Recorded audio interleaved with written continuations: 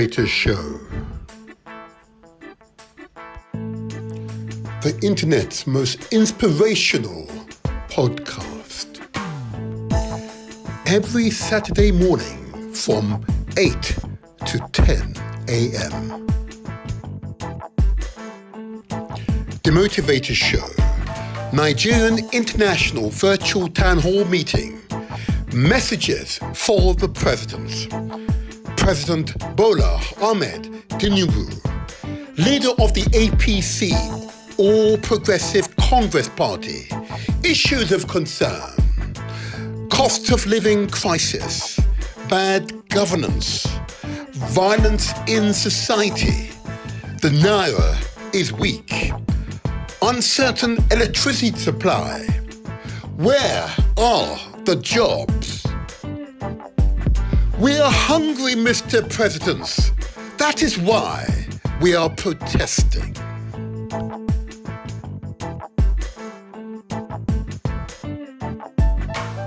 Nigerian government officials' salaries. The president's salary is estimated at 14 million naira, equivalent to £31,500 sterling. The vice president's salary at 12 million naira, at £27,250 sterling.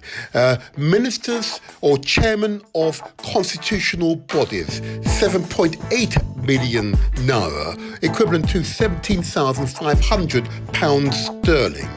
Members of constitutional bodies, 7.5 million naira, the equivalent to £16,900 sterling. These are estimated figures. Since President Tinubu was elected, the federal government has allocated 110 billion naira, equivalent to £247 million sterling, as palliative allocation to the President and the National Assembly. Additionally, 40 billion naira, equivalent to £89 million, for the acquisition of 465 sport utility vehicles, or SUVs, bulletproof cars for principal office officials and National Assembly members. The National Assembly has also approved 70 billion naira, the equivalent to 157 sterling, to support the working conditions of the new lawmakers.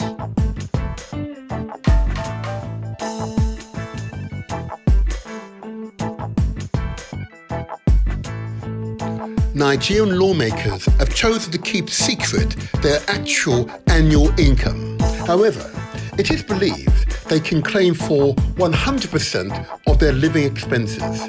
In addition, claim medical and travel costs. Consequently, Nigerian lawmakers are insulated from the effects of their policies, such as what impact abolishing fuel subsidies will have on Nigerians' standard of living.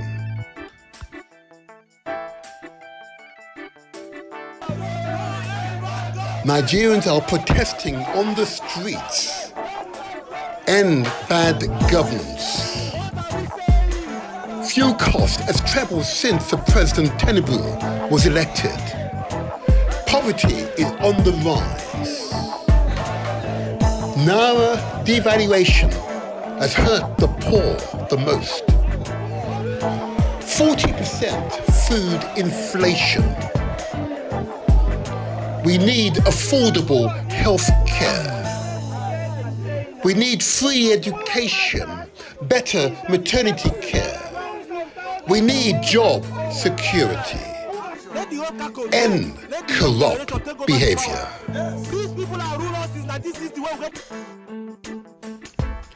Hereby declare a sovereignty dispute with the Federation of Nigeria, as represented by the federal government of Nigeria, on account of our rejection of the imposed 1999 Constitution of Nigeria, whose authorship was fraudulently imputed to us by the preamble to that constitution in its false claim that we are the people made enacted and gave to ourselves the said 1999 Constitution, with a further lie in that the same preamble that we had firmly and solemnly resolved to submit our people and our land into the Union of Nigeria.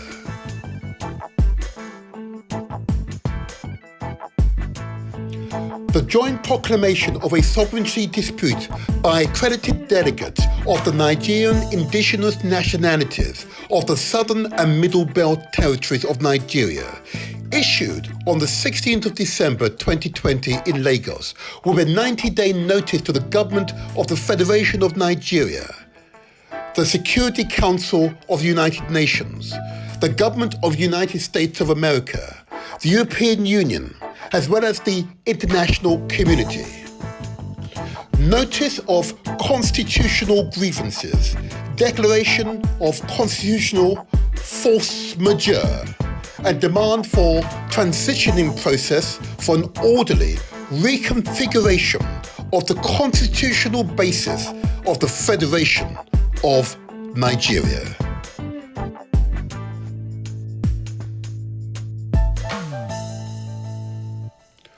For the sake of peace and to avoid anarchy, it is our demand that in the 90-day period of this notice, the following specific actions must be taken by the federal government of Nigeria to firmly set in motion an irreversible process by which the aforementioned grave constitutional grievances would be addressed. The road to peace and prosperity is clear. The NINA's 5-point proposition to resolve Nigeria's constitutional logjam and halt the drift to anarchy.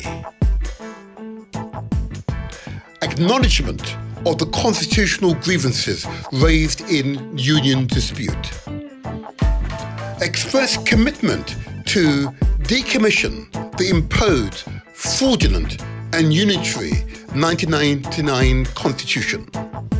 Express commitment to suspend further national elections under the 1999 Constitution. The untenable outcome of the 2023 presidential election must now be transformed into an immediate transitioning for reworking the damaged constitutional basis of Nigeria. Constituent peoples of Nigeria to work out the modalities for transitioning. And lastly, announcement of a time-bound two-stage transitioning commenced with regional referendums for constituent components to recommit to or opt out of the Nigeria Union. Then distillation of terms of union depending on outcome of the referendums. Join the Nigerian International Virtual Town Hall meeting, Messages for the Presidents, President Bola Ahmed Tinubu. Send your messages to the President live on The Motivator Show. Your future is in your hands. The Motivator Show. Success is ours for the taking.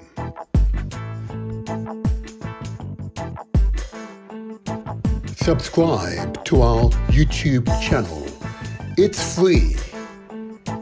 Press the like button and don't forget to leave a comment.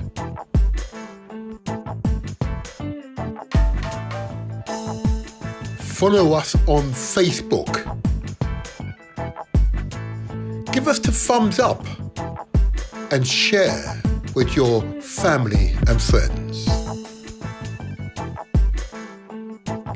We are also on Instagram and TikTok. Follow us there too.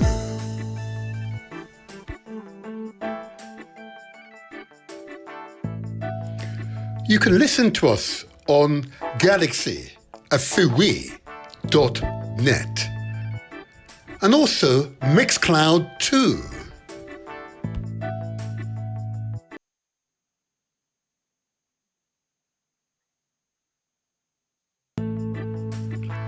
The Motivator Show. The internet's most inspirational podcast.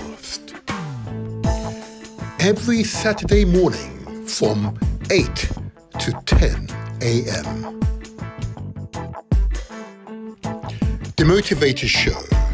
Nigerian International Virtual Town Hall Meeting. Messages for the President. President Bola Ahmed Tinubu, leader of the APC, All Progressive Congress Party, issues of concern, cost of living crisis, bad governance, violence in society, the Naira is weak, uncertain electricity supply, where are the jobs? We are hungry, Mr. President. That is why we are protesting.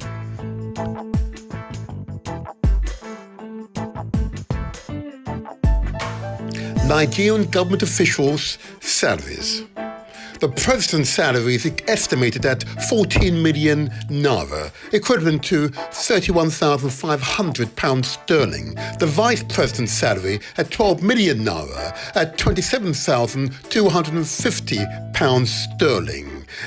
Ministers or chairman of constitutional bodies, 7.8 million naira, equivalent to £17,500 sterling. Members of constitutional bodies, 7.5 million naira, the equivalent to £16,900 sterling. These are estimated figures. Since President Tinubu was elected, the federal government has allocated 110 billion naira, equivalent to £247 million sterling, as palliative allocation to the President and the National Assembly. Additionally, 40 billion naira, equivalent to £89 million, for the acquisition of 465 sport utility vehicles, or SUVs, bulletproof cars for principal office officials and National Assembly members. The National Assembly has also approved 70 billion naira, the equivalent to 157 sterling, to support the working conditions of the new lawmakers.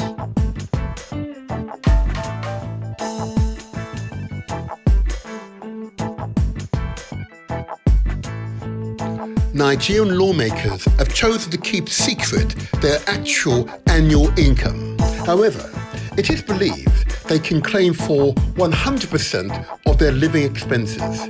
In addition, claim medical and travel costs. Consequently, Nigerian lawmakers are insulated from the effects of their policies, such as what impact abolishing fuel subsidies will have on Nigerians. The Motivator Show. The internet's most inspirational podcast. Every Saturday morning from 8 to 10 a.m. The Motivator Show.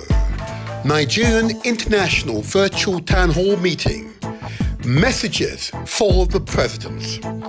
President Bola Ahmed Tinubu, leader of the APC, All Progressive Congress Party, issues of concern, cost of living crisis, bad governance, violence in society, the Naira is weak, uncertain electricity supply, where are the jobs? We are hungry, Mr. President. That is why we are protesting.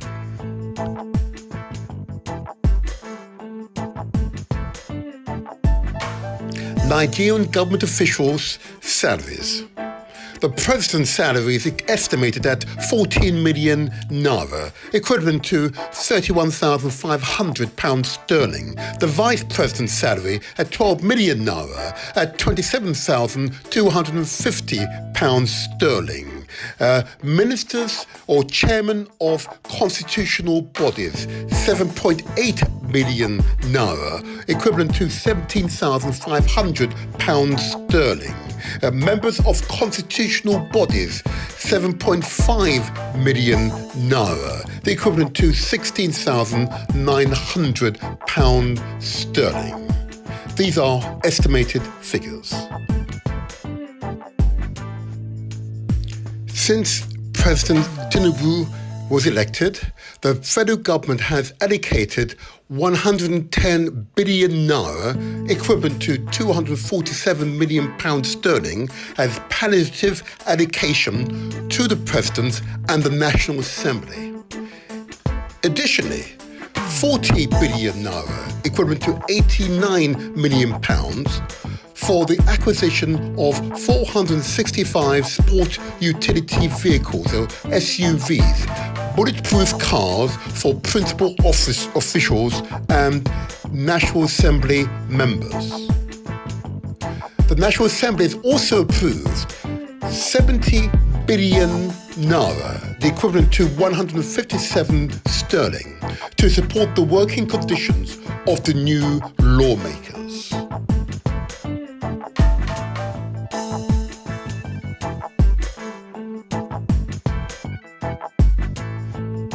Nigerian lawmakers have chosen to keep secret their actual annual income. However, it is believed they can claim for 100% of their living expenses.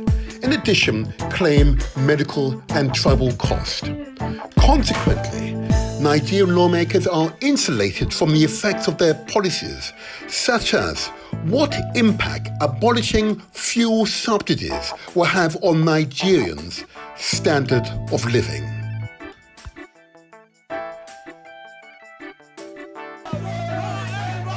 Nigerians are protesting on the streets.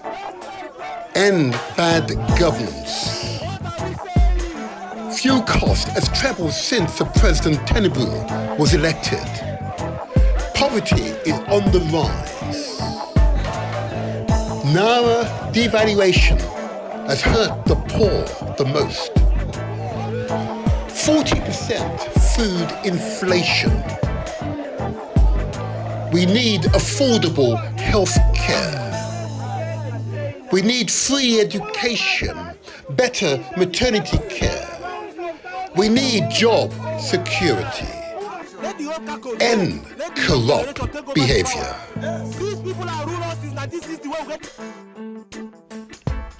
Hereby declare a sovereignty dispute with the Federation of Nigeria, as represented by the federal government of Nigeria, on account of our rejection of the imposed 1999 Constitution of Nigeria, whose authorship was fraudulently imputed to us by the preamble to that Constitution, in its false claim that we are the people made enacted and gave to ourselves the said 1999 Constitution, with a further lie in that the same preamble that we had firmly and solemnly resolved to submit our people and our land into the Union of Nigeria.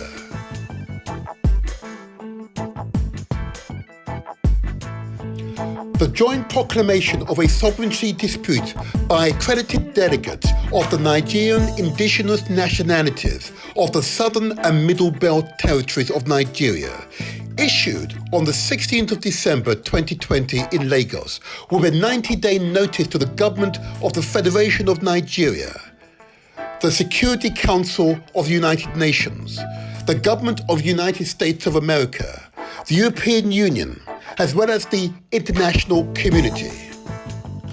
Notice of constitutional grievances, declaration of constitutional force majeure, and demand for transitioning process for an orderly reconfiguration of the constitutional basis of the Federation of Nigeria.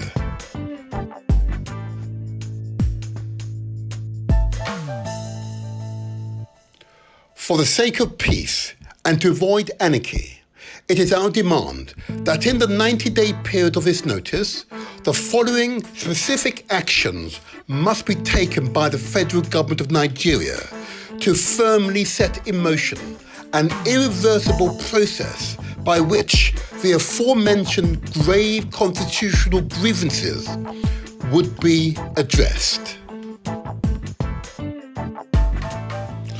The road to peace and prosperity is clear.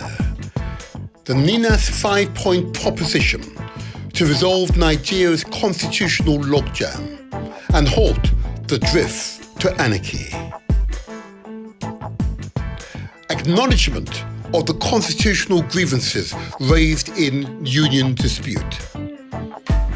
Express commitment to decommission the imposed, fraudulent and unitary 1999 Constitution. Express commitment to suspend further national elections under the 1999 Constitution. The untenable outcome of the 2023 presidential election must now be transformed into an immediate transitioning for reworking the damaged constitutional basis of Nigeria. Constituent peoples of Nigeria to work out the modalities for transitioning. And lastly, announcement of a time-bound two-stage transitioning commenced with regional referendums for constituent components to recommit to or opt out of the Nigeria Union. Then distillation of terms of union depending on outcome of the referendums. Join the Nigerian International Virtual Town Hall meeting, Messages for the Presidents, President Bola Ahmed Tinubu. Send your messages to the President live on The Motivator Show. Your future is in your hands. The Motivator Show. Success is ours for the taking.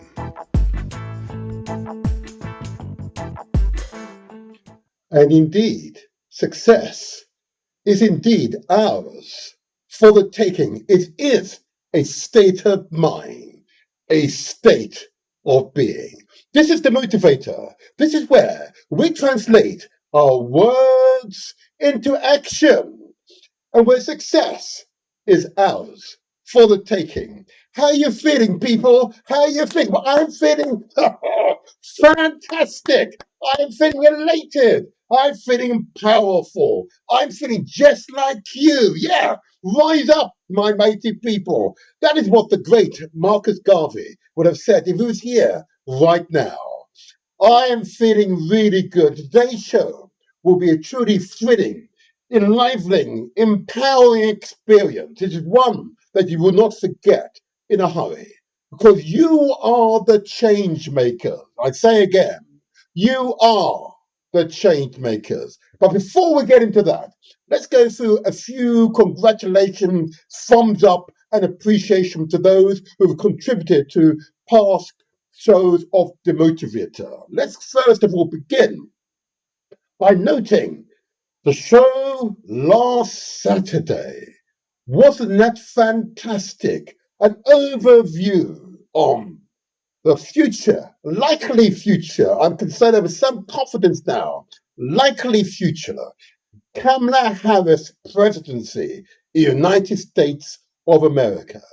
I want to thank all of you who came on and you shared your views of your hopes, your aspirations, yeah, your determination for a Kamala Harris presidency. Just the same feeling I recall when we had the Obama presidency. What did he do? He introduced Obamacare, the Affordable Care Act, which had and continues to have a significant impact on the health and well-being of tens of millions of Americans. Yeah, particularly those who are most vulnerable, those who are not insured or just partially insured. Can you imagine? The richest country in the world, and you could have citizens who could die in the street because they can't afford adequate healthcare. Wow. He changed that. Yep. He transformed America so that incredible wealth that is America could use for the benefit of all Americans, and particularly those in greatest needs. Thank you, President Obama. And we look forward to a future presidency of Kamala Harris. There's the thumbs up on my screen.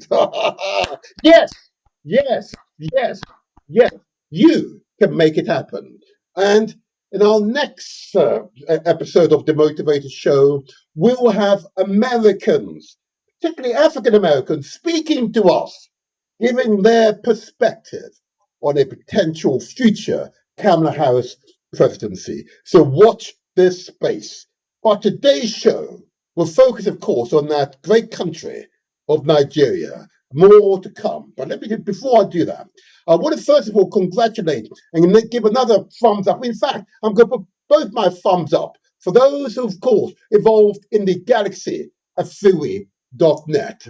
That is the digital radio station from which this show emanated from, and all the other platforms are but a successor to the Galaxy Afui.net. I want to give appreciation to, of course, Nana Pakumbabai, the founder, inspirational leader of Galaxy Afui.net. In fact, let me put up on the screen, we're going to find it in a moment. It's so important that if you simply listen to digital radio, why not listen to Galaxy Afui.net, the de-brainwashing station? Yeah, oh yeah, oh yeah. We're always in contention, but you know, it's still de-brainwashing. A truly important show, important digital radio. I'm going to put it up on the screen. So this show goes out, as I say, via Galaxy Afui.net. Okay, you can find them on the internet, digital radio. But of course, this show is going out via YouTube under the Motivator Show banner. It's of course going out via Facebook, again under the Motivator Show banner. And of course, going out live and direct via Mixcloud under the Motivator Show. An excerpt, of course, you'll find on Instagram and TikTok. Other platforms will follow. So watch this space. We are innovative, we're creative, we're constantly striving to spread the word, provide an opportunity for you all to easily access the messages from the Motivator Show. And please, if I send you a message, pass that message on to your family and your friends, your associates, your networks. Please do so. Spreading the word helps us all. Please do not forget, spread the word. And of course, these shows would not be the same without the wonderful contributors. And I believe I've been so fortunate with the contributors who have all 100% been truly inspirational individuals, yeah? And they've brought to you the subjects that they've demonstrated an understanding, a depth of understanding, an ability to communicate in ways that other places you simply do not see, yeah? You don't see these on a big commercial platform, no. Here, you see genuine people who are genuinely impassioned on their areas of interest. We should give them all the support we can. And today's show will, of course, focus on Nigeria. And of course, my principal guest is that wonderful, international, award-winning, genius orator, that genius journalist, that's called Ndidi Uwechue. You will hear her live and direct here on the Motivator Show. Yes, yes, yes. Oh, yeah. Okay. I also want to give a quick thumbs up before I move on. And I'm not sure he was actually on today. I want to give a big thumbs up to Ian King or Gun. I'm not sure if I handed over from him today, but I want to give a big thumbs up to him. And I hope you're in good health. Yeah, I hope you're in good health. Hope you're in good health. And lastly, before I go into the most important section, notwithstanding the Nigeria section which will come up, and that is our lifestyle messages. I really just want to give a big thumbs up to all of you who are involved in supporting your family, your friends, your community. I want to give a big thumbs up. In fact, no, let's do the double thumbs here. Yeah, do the double thumb. I want to give there you are. You see the fireworks coming out of my head. Yeah, I want to give a big thumbs up to you all. Those of you who are committed. Yeah, those of you who spend time. Those of you who display the empathy, the love for your fellow man and woman out there, okay? And I want to give a big shout out to those, particularly in Jamaica and Grenada, that were affected by Hurricane Beryl. Yep, it's not in the international news these days, but the consequences of climate change, which created a Category 5 hurricane this early in the season, is highly unusual, and the islands were ill prepared, unfortunately. And most certainly, Grenada and Jamaica were certainly affected. So I want to give a big thumbs up to all of you who made a contribution to the Beryl Disaster Relief Fund being hosted by the PNP UK. Yeah, they are a charitable social enterprise seeking to support people. It is not politics. This is just those moral responsibilities we have as human beings. In fact, I might just put up on the screen in a moment. If you're able to contribute to that particular relief campaign, I urge you to do so. In fact, let me get the necessary information up in a moment. And if in doubt, I urge you to ask questions. If in doubt, there we go. On the screen, Hurricane Beryl Disaster Relief Fund. Okay. And of course, the areas in Jamaica particularly affected are the parishes of St. Elizabeth, Manchester, and Clarendon. Okay, they particularly need non-perishable food items. Yeah, in other words, those which you store for periods of time: bed kits, sheets and pillows, children, adult diapers, tarpaulin, zinc, building materials, and much more. But we are not sending those items from Britain down to the island. What we are doing is sending money to an appointed, trusted person who acquire the items locally, because the difference in the currency isn't advantageous. The take advantage of that means that the purchases from our perspective, those items, is cheaper than the locals. So I ask you to give locally, and I would not say this lightly. Give generously. Give generously, and you be assured that your money will go to those who are in greatest need. And evidence of that fact will be displayed to you at a future Demotivator show. And if you are able to give, here it is. Give generously. The bank details are as follows. That, of course, the People's National Party UK.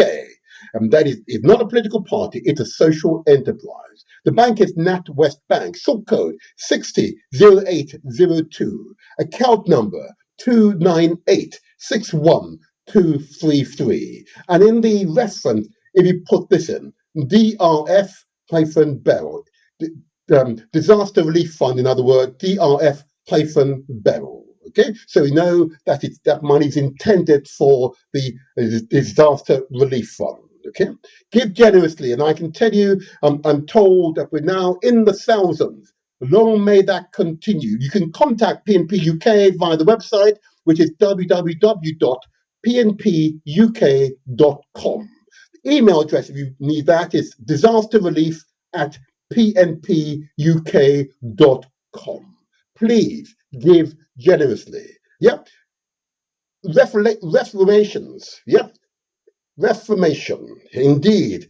Yes, reparations begins with self. It starts at home. There you are. It starts at home. Now, I want to get into the other part of the show. That is, of course, our lifestyle messages. All important lifestyle messages. I've had the opportunity to travel across London and the home counties this past few days. And whenever I see people from my own community, oh my God, 2 out of 3 evidently, evidently need to think about these lifestyle messages. Let me put up on the screen for you. I need you all to hear and watch. Please do not become defensive right now. These messages are shared with you with love. There is no intention to embarrass, to denigrate. They are shared with you in love because together we can make the difference. So I ask you, and these messages are really very simple messages. I ask you to consider the amount of sugar and salt that you consume each day. Yeah, sugar and salt. Sugar, of course, is one of those ingredients, often, particularly if you live in the West, are found in all the foods that we consume. Virtually all the foods. It's amazing, yeah, because it's a preservative, yeah.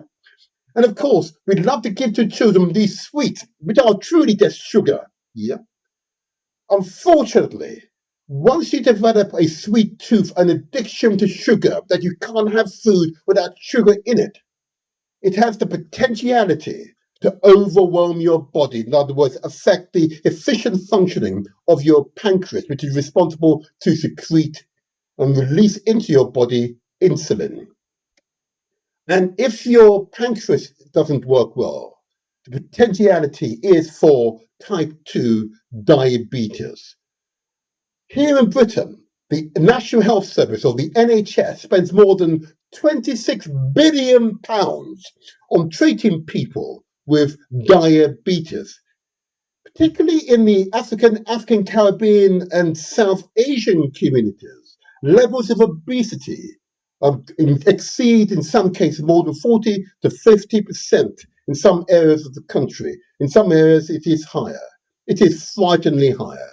Levels of diabetes, yeah, is through the roof.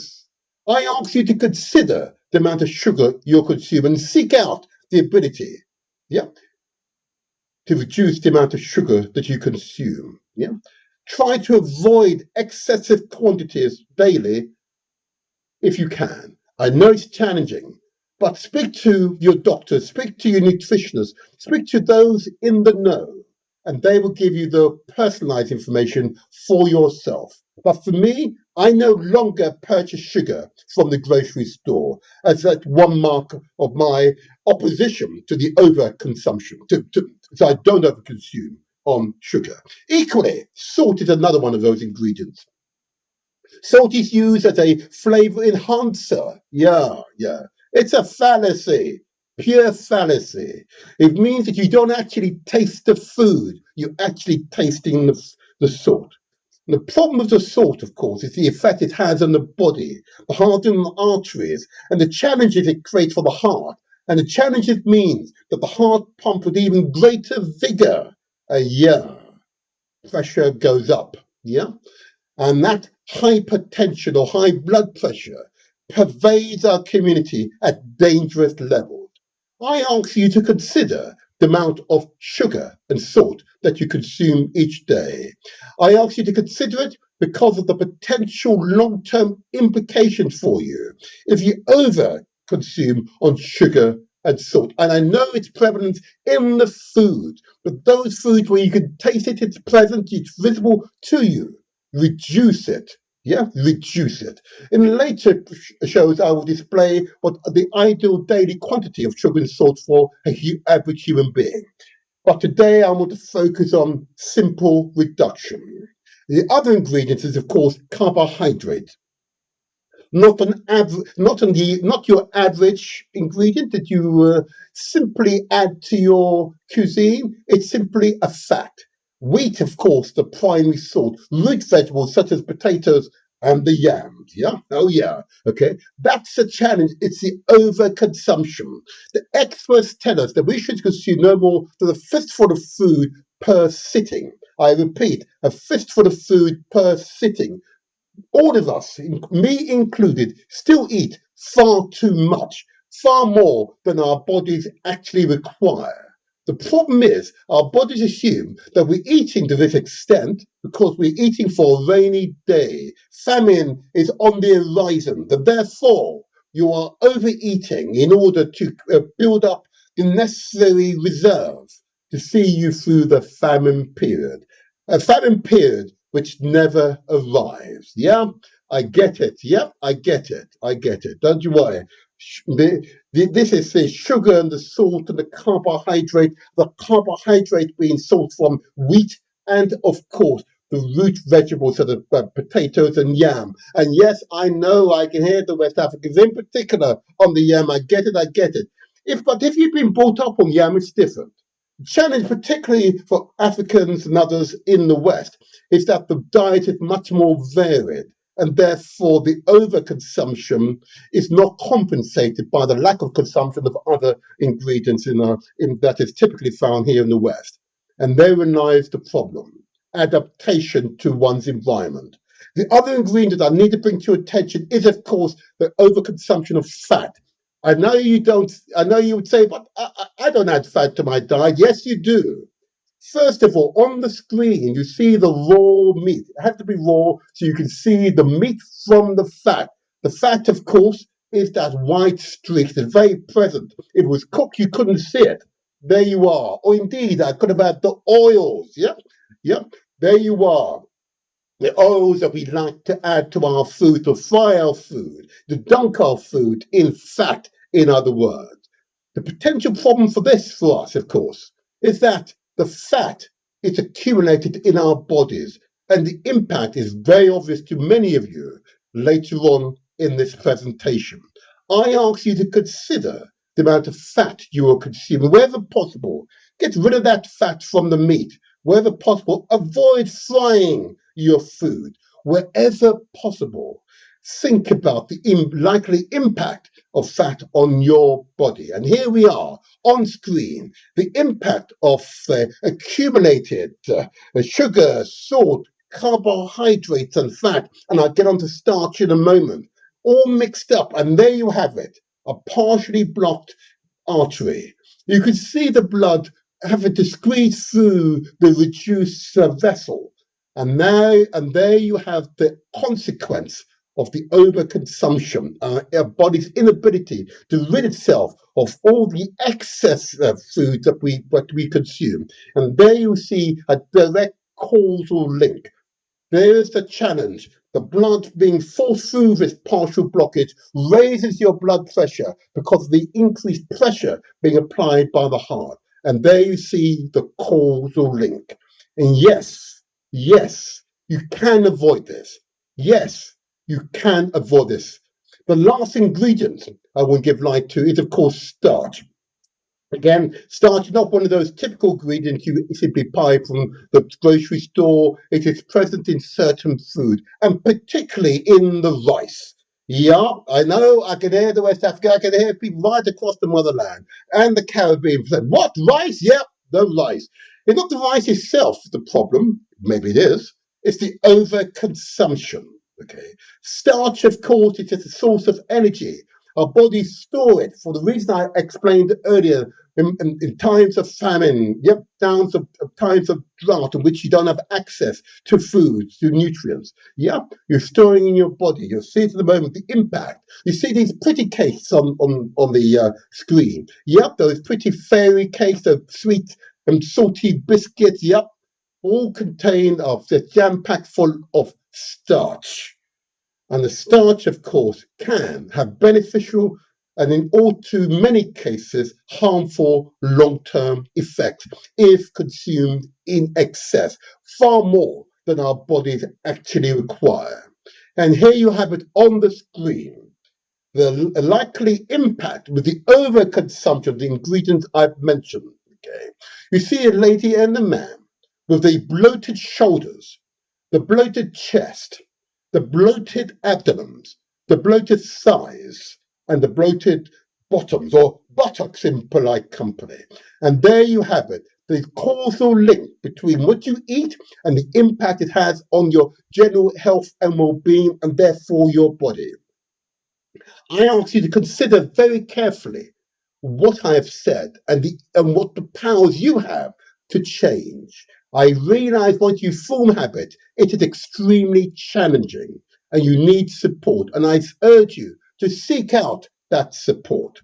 All the experts will recommend, you see it on the screen, they should eat far more plain, unadulterated fruits and vegetables.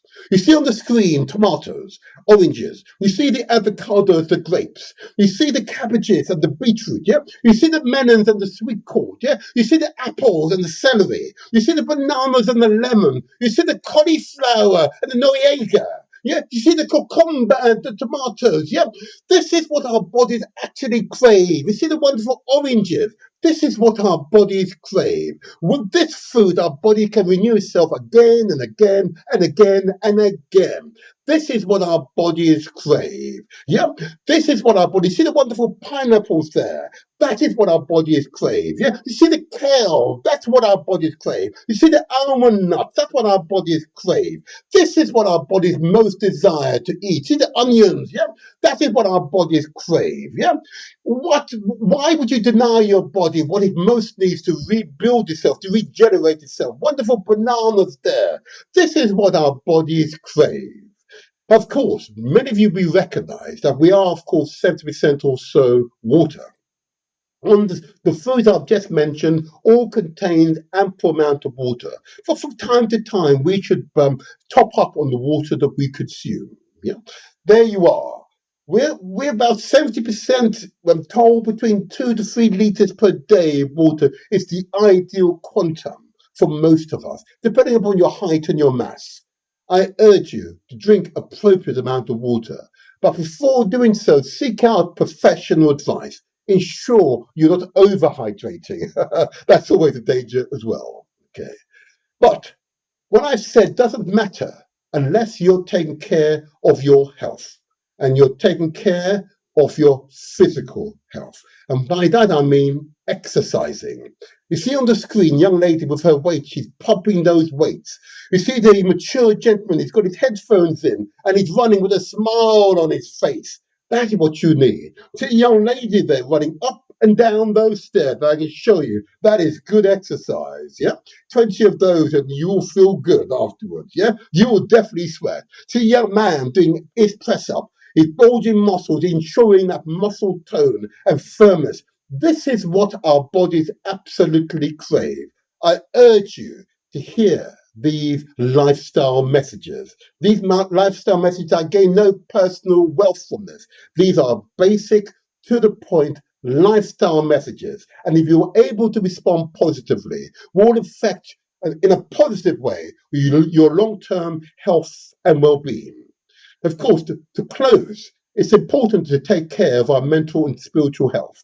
If in doubt of our mental health, I urge you to seek out professional advice. I urge you to do so. Speak to whoever you most trust. I will trust whoever you most trust will be someone who cares for you and enable you to have access to professional services you need in order to take care of your mental health. And equally, of course, recognizing all human beings are spiritual entities. It's important to take care of your mind, body, and soul. I say to you, these messages I commend to you. And those of you for whom these messages, you hear them, okay, and you're concerned that you've not responded to them, do not be concerned. Just speak to people about your concerns, and I'm confident that you'll find the right help and guidance you amply deserve. I commend to you these lifestyle messages. There you are. I had to do that. Thank you. Thank you for listening. Thank you. Thank you. Thank you. These are so critical.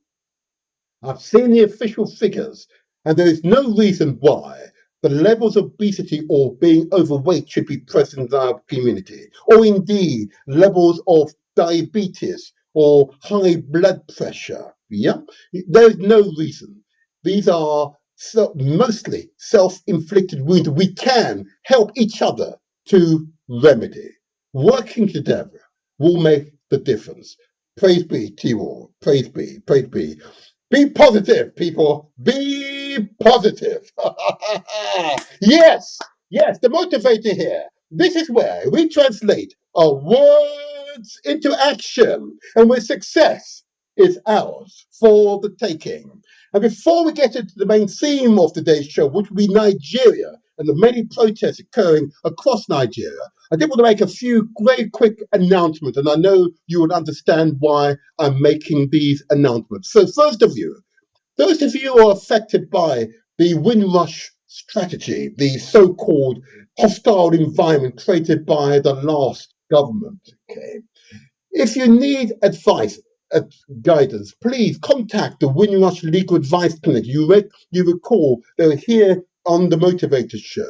They're based at 50 Bank Street in West Midlands, WV148PD. Telephone number 01902 382 542. I urge you, if you're affected by the Windrush scandal, please do not suffer in silence. Another organization that I'm going to give light to, and many of you will understand why I give light to this organization, the National Association of Black Supplementary Schools, or NAB. This is where these are organizations, local organizations, wholly funded by the community, in other words, by mums and dad, adults, who have a passion to support the next generation, no matter what age, from 0 up to what, 35, if you like, yeah? Both in terms of their academic support, ensuring they've got all the basic skills required to navigate through school, cultural practices and traditional practices to teach them our culture and our history. It's an essential part of our role as adults to ensure the next generations are better prepared to survive the trials and tribulations of life. And thirdly, of course, to ensure not only are we preparing them, that we are recognizing the future job, particularly around those STEM subjects, science, technology, engineering, and maths. Yeah, that is the future. That is the future. Yeah, the future is technology. Yeah, that is the 21st, 22nd century. Yeah, that is what we must prepare our children to. So contact, if you manage a facility of that type, a supplementary school or after school project, or just a cultural center aimed at supporting young people, our children, if you like, contact the National Association of Black Supplementary Schools and ensure your organization is registered on their website. It is led by the inspired Brother Near. Okay, the website address, it's www.nabss.org.uk. www.nabss.org.uk. Or you can phone, I say, the inspired Brother Dear on 07958 348 558. I commend the National Association of Black Supplementary Schools to you as an inspired organization. And lastly, and not least, because they are going to be up very soon, I want to give an announcement of the NINA Secretariat to seek to achieve peace so we can create wealth for all Nigerians. I say it again, they seek to achieve peace so we can create wealth for all Nigerians. And of course, to contact the NINAS organization, their website address, it's www.ninasvoice, NINASVOICE.org. Ninat Voice, that's their website address, or you can phone them directly. Nigeria, of course, is +234 912 1551. Okay, you can phone them directly. I commend the NINAS organization, who seeks to achieve peace, to create wealth and prosperity for all Nigerians. A coalition from right across Nigeria, intending to transform Nigeria. And for the reasons that I'll get onto shortly in this podcast, they are a critical organization to create success for all Nigerians. And there may be some contention, I get it. But honestly, we need to create peace so we have the opportunity to create wealth for all Nigerians. Yeah, and it is critical. The protests are a sure sign that change is necessary. And if I'm wrong, you know what? I'm going to invite some of you to tell me that I'm wrong. provide an alternative solution. I don't want simply degradation or disagreement. I want alternative solutions. But the NINAS solution appears to be the most robust.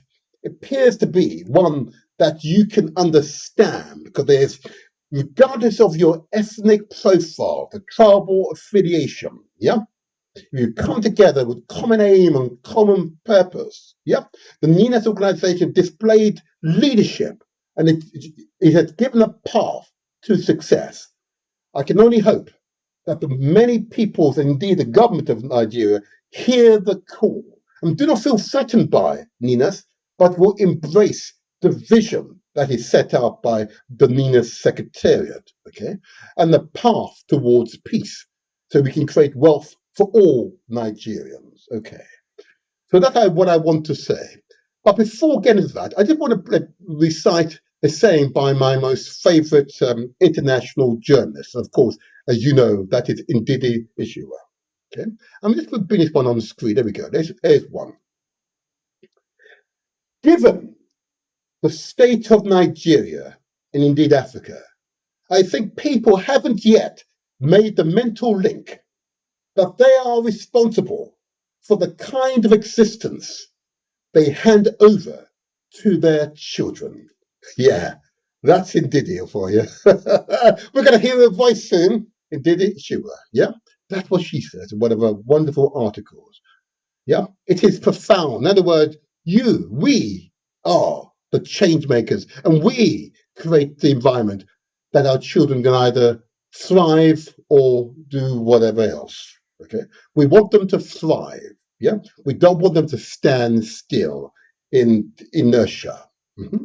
We want our children to thrive, and therefore we have to create the conditions in which that growth is possible. But to do so might require that we have to overcome some of the childhood prejudices that we were taught, that are the source of division, not only amongst peoples in Nigeria, but right across Africa, the world, in fact.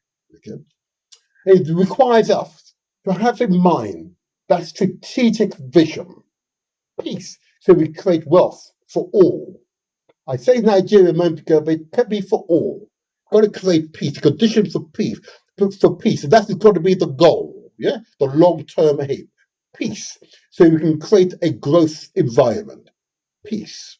Okay, and if Nigeria's, if all the communities, the tribes, the peoples of Nigeria could find a means by which peace is achieved, then you can re-engineer Nigeria so you can create wealth for all Nigerians. Okay, whatever configuration you choose, but that I trust the configuration you choose for the future Nigeria is a configuration that best suits and satisfies the needs of the indigenous peoples of Nigeria. So there you have it, and there is the challenge. So today, I've called the Nigerian International Town Hall Gathering. Okay, and I'm inviting particular Nigerians and others, of course, to join this podcast. Okay, and if you wish to join the podcast, and I've not sent you a studio link, and you have my personal number, send a text or WhatsApp message to me, and I will, of course, include you in the town hall meeting. But I want to encourage you to listen carefully to Ndidi. Let's see if I can bring her into the studio. Let's see if we can make a success. We want to understand what is happening in Nigeria right now. Okay, let's see if I can bring her in. This works. Okay. Let's see if this works. She's now in the guest room. Let's see if Ndidi is ready for us. Okay, I think she might be ready for us. I'm going to bring her in now. The great international journalist. Okay, she's so modest most of the time. Oh my dear, I tell you. Anyway, let me bring her in. There we go. Oh, it worked. Ndidi, can you hear us? I can. Good morning. Good morning. Oh, you look as wonderful. What a flower. I love the flower. Oh. It's for you. Oh, You're so kind. You're so kind. It's good to see and speak to you again, Ndidi. These Thank are you. interesting times in Nigeria. Uh, and I want to talk to you about this because I've received many messages this morning. Those who are um, really quite overawed by my the intro video, of course, in which you may have seen I've set the scene for our interaction today. Okay, and of course, the intro video are simply facts that are accessible for any member of the public to see for themselves. I'm amazed how few people actually read, isn't it? Huh? Is that true? But if I may, Ndidi, first of all, I know you very well, okay? And I could start to describe your profile. Can I just ask you, before we begin, just say a little bit about yourself so the audience who do not know you at this point and will get to know you, just introduce yourself, just say a little bit about yourself. Please, go ahead. Mm-hmm. Okay, I am Ndidi Uwechue. My heritage is Igbo nation. Both my Mm-hmm. parents are from Inwane. It's in Delta State, the place called Delta State.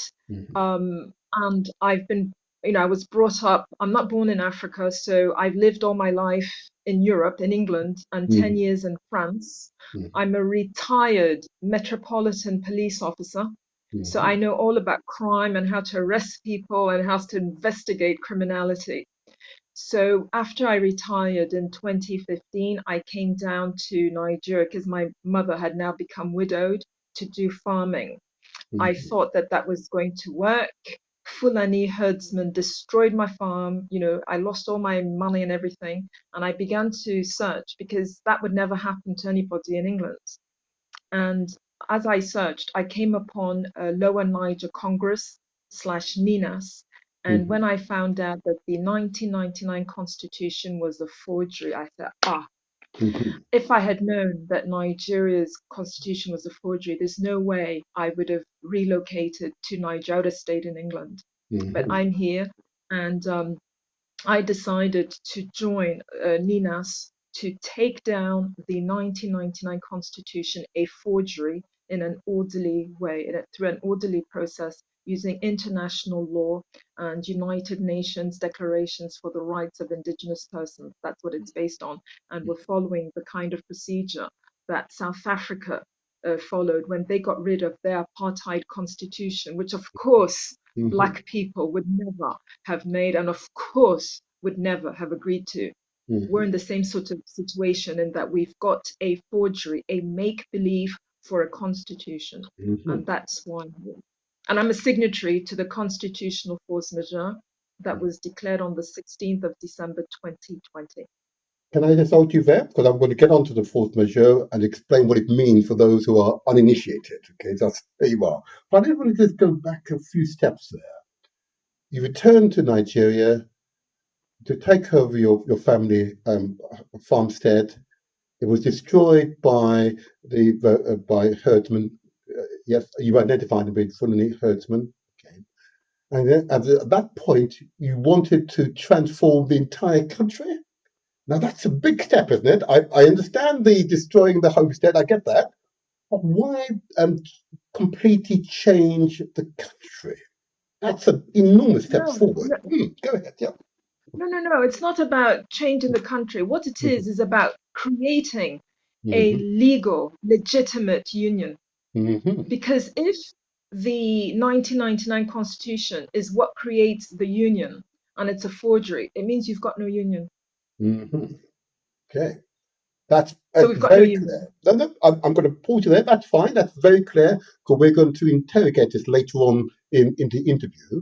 But before we continue, I just should say that if you are viewing this podcast via YouTube or Facebook, you can send your questions or comments via the chat facility, which is open now. And if you are register with Facebook or YouTube. You can send your messages in, and I see the most recent one. And yes, well, I've been congratulated on being doing a good job, but I haven't done the job yet. We have yet to interview Ndidi at this moment yet. The information is yet to come out, but thank you for the compliments. So you can send your messages via the messenger service, the chat service on YouTube and Facebook. I say that because I'm interested to hear from the vast majority of Nigerians who are the unsaid voices, the voices we don't hear from, but are increasingly right now on the streets of Nigeria, particularly Lagos. So I want to get into that in a moment, but before doing that, what I want to do is this. Um, you described a situation in which you discovered the constitution is a forgery, and I get that. I just want to just go back to where your farmstead exists, okay, and ask the question: the villages that you come from, was there any opportunity for you to enter into negotiation with the Fulani herdsmen? Is there a line of communication between yourselves and the Fulani herdsmen? Because they obviously want space for their cattle, obviously. Okay, is there an opportunity for honest negotiation between the two? Like, I'll tell you what I did.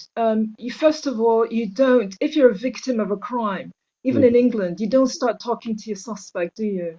You know, and this is a farm, it's my business. If it, let's say it was your house or it's your school or your supermarket, would you allow shoplifters to just come to your supermarket and take everything and mm, say, oh, it's climate change? You mm, know, so all this thing about they've got no space, it's not my business. mm, We've paid for the land. We're running a business that happens to be a farm. It could have been a school. It could have been a hospital.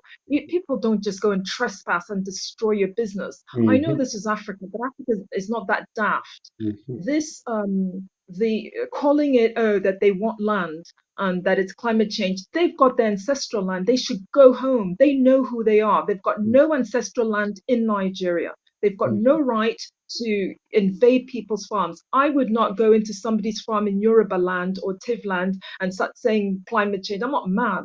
mm, So there's no excuse for people to destroy somebody else's business. It's only mm, because in Nigeria there's a Fulani conquest agenda going on, mm. empowered by that 1999 constitution, that we hear rubbish that would never be said in England or anywhere about it being climate change and they want land.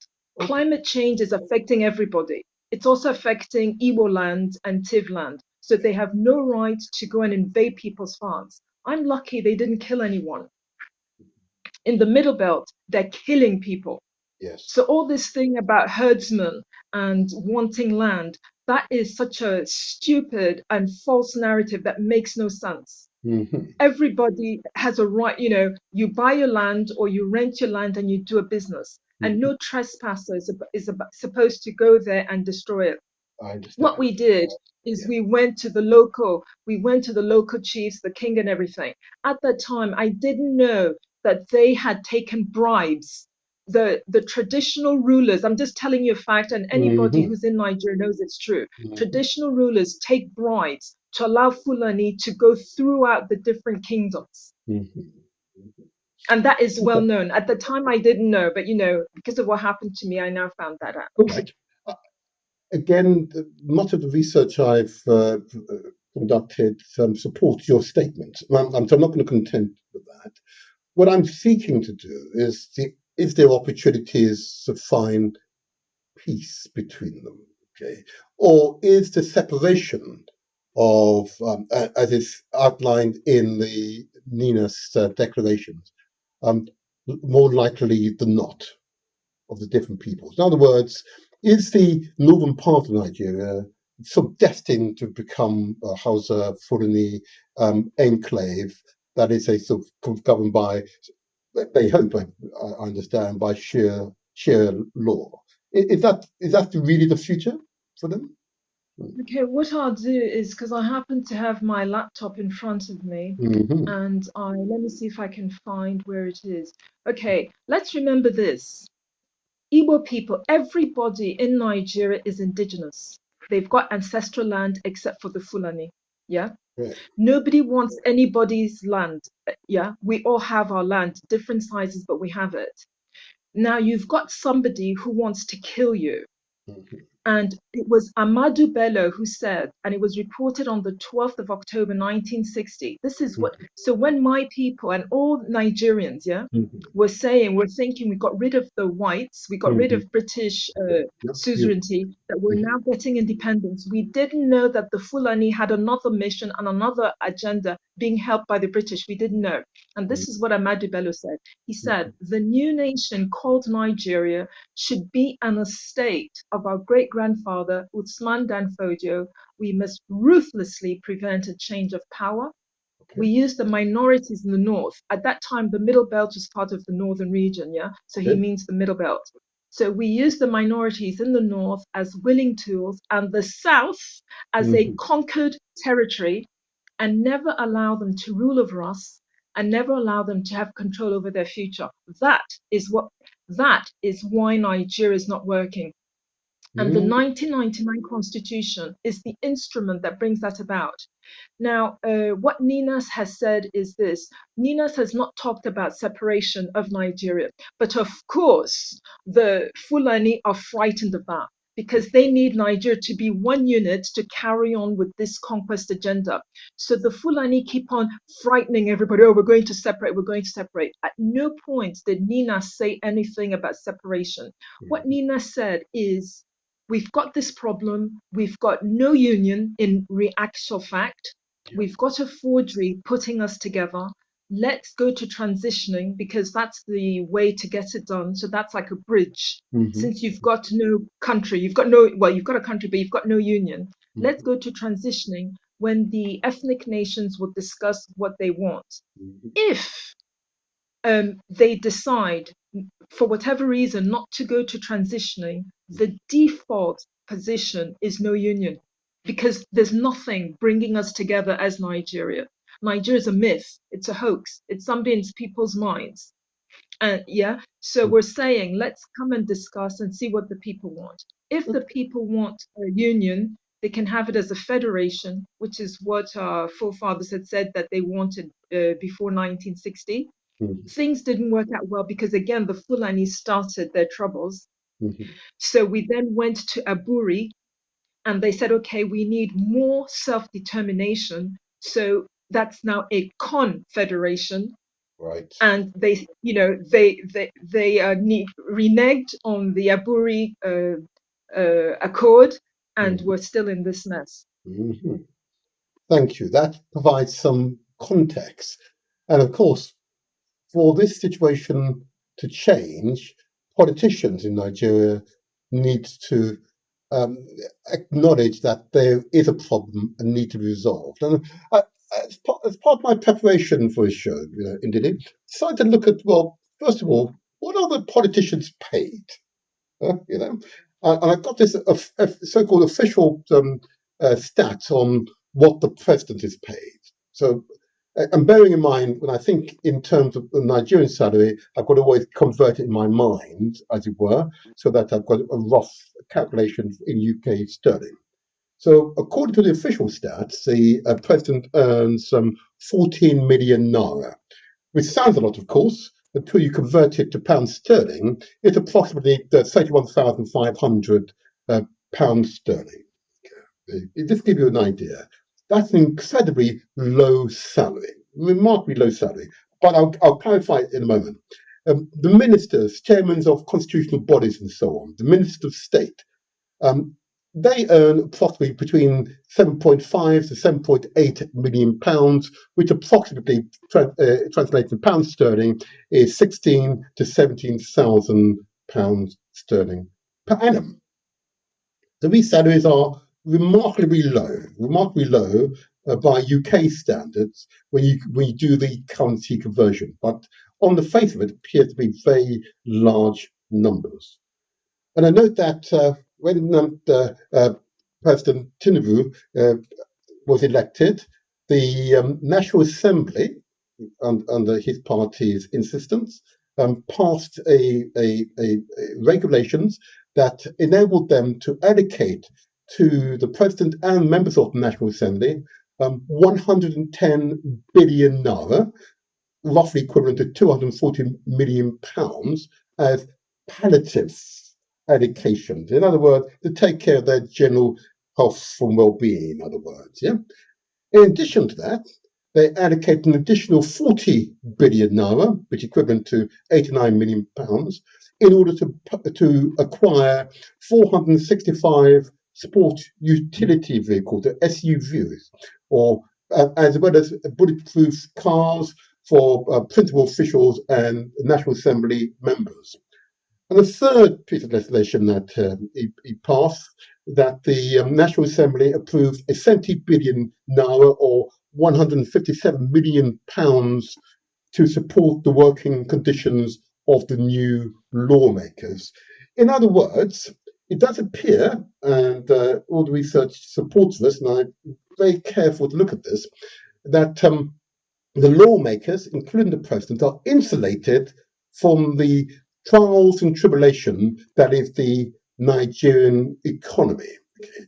It does appear that they can claim, because of all this money they've allocated themselves, nearly 100% of their living expenses, as well as claim for medical and travel costs. Can you imagine? Okay.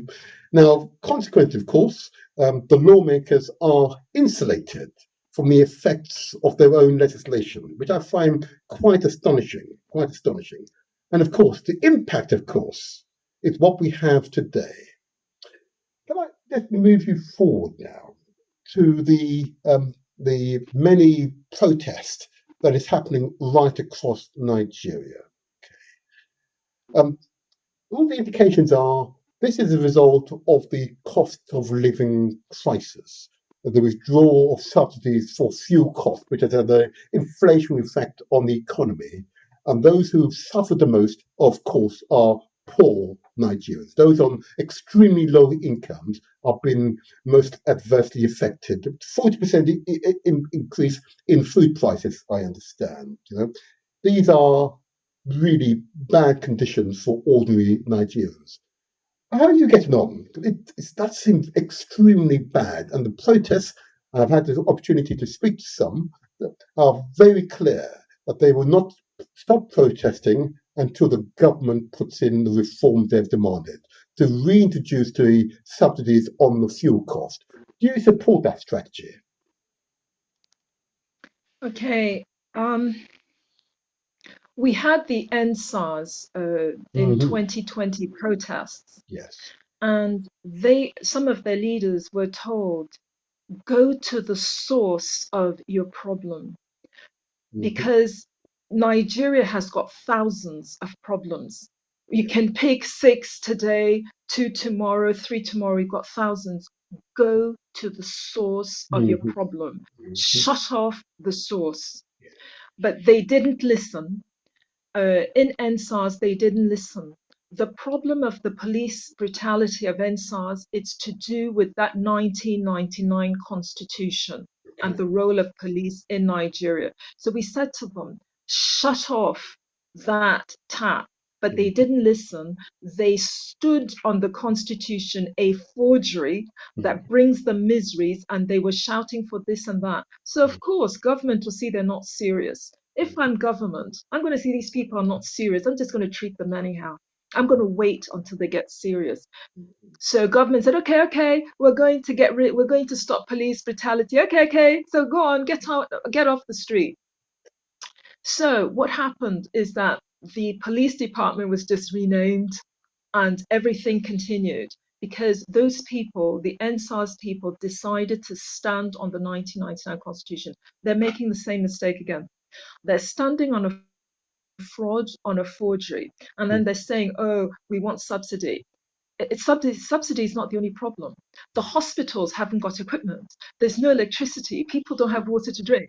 There's so many things going on. So they've just given a list, like little children, you give a list of things that they've not defined the change they seek. What they're actually supposed to do is to be more adult and more intelligent, because the government is created by a forgery. It's an illicit government. It's created by a forgery. So these are people with criminal minds. And I use those words as a British police officer, because you've got to be a criminal to take power from a forgery. Where are you getting your powers from? Yeah, as a police officer, my powers of entry were from PACE 1984. Yeah, where are they getting their powers to be president? Who created that position of president, of senator, House of Reps? It's all a forgery. Where are they getting the powers to take all that money? Where are they getting it from? These are the things Nigerians should be asking. And so, what the people of of these protests should be saying, okay, if you want subsidy, remove. What do you want? Define the change you want. What do you want to happen? If they were to do that, they'll see that it's the 1999 Constitution, the exclusive list. Refineries are under the exclusive list. And because refineries are under the exclusive list, all the crude oil that we have in Nigeria, people who know how to do chemistry and biochemistry cannot refine it. Then that crude oil is seized from them, taken abroad, and brought back in. Everything is in dollar. Then the cost now, because of course those who are selling you their petrol are going to make their money. So now the cost is now at the pump price is too high. So now you have to put a subsidy. And the reason for all of this is because we are not refining our own crude oil. Why are we not refining our own crude oil? Ahmadu Bello said, never allow them to control their lives.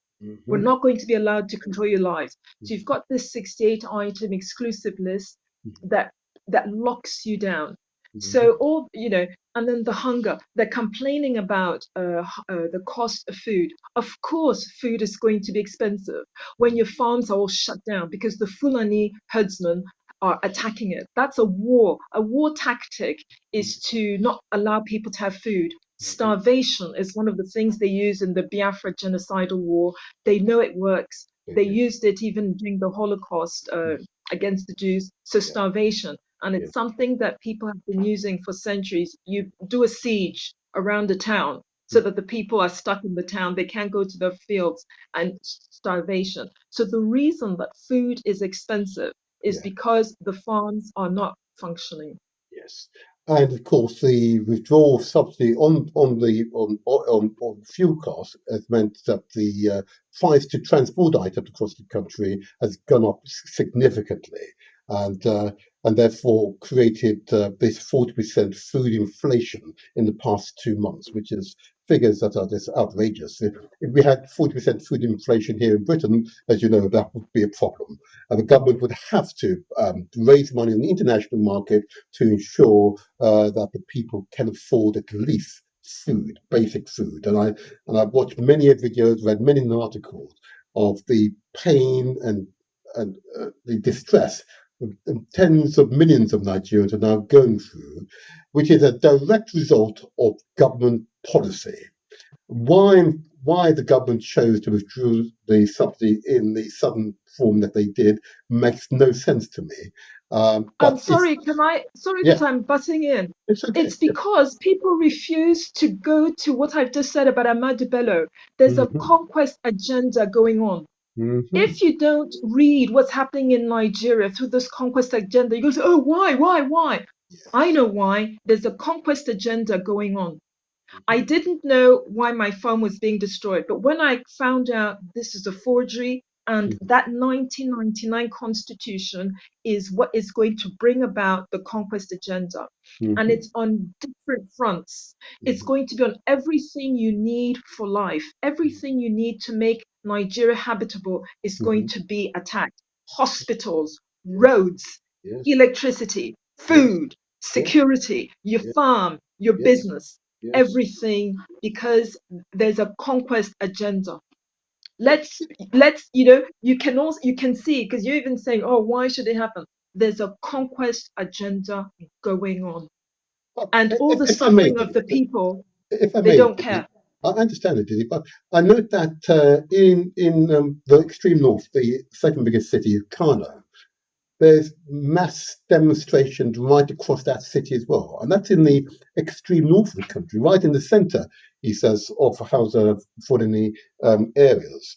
So they are equally protesting the government policy of withdrawing the subsidies on fuel cost, and as a consequence, creating the local inflation. So the people in the north are suffering very much as the people in the south. It does appear on the surface, or I misread that situation. Yes, what Mm-hmm. it is this, is that the conquest agenda is to conquer the whole of Nigeria, all Yeah. the indigenous peoples, including the houses. Mm-hmm. So everybody will suffer one way or another. Mm-hmm. But the Mm-hmm. problem is that 1999 constitution. So the people of the protest, they are fortunate that Ninas has, in the past 25 years, Mm-hmm. done the needed work, the legal work. We've had solemn assemblies. They had Pernaco. They took that forgery to court. All these things have been done so Mm-hmm. that the door is now open for transitioning. So Okay. what the people who are protesting should do is they should look at the source of their problem. Yes. And it is that 1999 constitution, it's a forgery. Mm-hmm. And then they then say, okay, since the 1999 constitution is the source of our miseries, we reject it. It's a forgery. We didn't make it. We Mm-hmm. never agreed it by referendum, as you should for a proper constitution. Yes. So they then reject it. Now, the mark of rejecting that 1999 constitution is to say right now, shut down preparations for elections, Mm-hmm. for national elections in 2027. All political parties should shut down preparation to those elections, Mm-hmm. because instead we're going to have transitioning, Mm-hmm. which is an orderly process for Yes. constitutional renegotiation. Right. And it's in that renegotiation, those negotiations, that's when you now talk about the kind of things you want to see instead of what we already have. I But that understand. is the only way. It is that 1999 constitution. And Okay. the reason we're saying shut down elections, Ninas has been saying this since 2015, if not before. Mm-hmm. Mm-hmm. Elections renew the life of that 1999 constitution, Yes. because whoever INEC declares winner will swear an oath of office Yes. to uphold, defend, and govern by it. In saying that oath of office, you're giving life to your enemy, the 1999 constitution. I understand you, and thank you for that clarification. It does provide additional context for my follow-up question on this term you used earlier on, the constitutional force majeure. Can I just ask you in really simple language, so as many of our listeners and viewers can appreciate what you mean? What is a force majeure? What does you mean by Okay. Well, all of them, they say Google is your friend. So if you see that? something that you don't know what it means, just go and Google. But essentially, a constitution, a proper one, is a social contract. Mhm, And like any contract, business contract or any contract, mhm. you have clauses, exit clause, if something happens, if something untoward happens. So, Yes. for instance, if let's say you had a business contract with somebody, let's say in Australia, to do something together, everything is working. Then, if that person who you've got a business contract with in Australia gets arrested for some kind of fraud, Yes. now you may say, oh, that you don't want to do business with such a person anymore. Something unexpected has happened that Right. you can no longer keep to that contract. So that's why we said there's a force majeure. And Mhm, mhm. what we're using is for the union of Nigeria to be, because things happened in the 1950s before independence in 1960. Mhm, That's when the three regions that could have been three separate countries, mhm. I they see. then decided, you know what? Yes, they could have been three separate countries, but Uh-huh. they went to Lancaster House, then London, to say, okay, we're going to keep to this union. And then they negotiated. Mhm. And the negotiations in Lancaster House was that Nigeria was to be a secular country. The reason being the Yep. You there? Oh. Arabian Peninsula. Their fathers, yeah, they're not indigenous to Africa at all. Yeah, that's the truth. They did a jihad somewhere in Senegal in Fouta Djallon, and then the people, genocide and jihad, then they took over that area. But their ancestral land is in Yemen, and they know, they can go, their father's land. Mm-hmm. Anyway, so since if we go back to, let's say, 1804, when Usman Dan Fodio came, they always wanted to make the whole place Sharia. But it's because of then when the British came, the British stopped the advance, helped to stop the advance of the Sharia. So now that the British have gone, they want to go back. Yeah, we're going to bring Sharia back again. But this time it's Ahmadu Bello. And they want to take the whole country and make it Sharia. So when they brought in the 1999 constitution, soon after that, the 12 northern states took up Sharia. I see. Which is in contravention of any union that Igbo people, Ijaw people, Tiv people are going to have. If we're going to be in a union, we don't want any Sharia. Yes. So the presence of Sharia is sufficient for us to have a constitutional force majeure. And the way that Ninas has read the presence of Sharia is that those 12 northern states, the core north states, they seceded from the union by taking up Sharia. Can I just, in the case, I understand that. I want to just help my listeners and just make sure. I've got another guest I want to bring in, and I'm going to put you back in the green room. But if I may, can you just confirm in that case and what happened on the 16th of December 2020 in Lagos? What happened there? Okay. We go back to 1999. When the 1999 forgery constitution was foisted upon Nigerians, a group of people said, they knew that something bad was happening.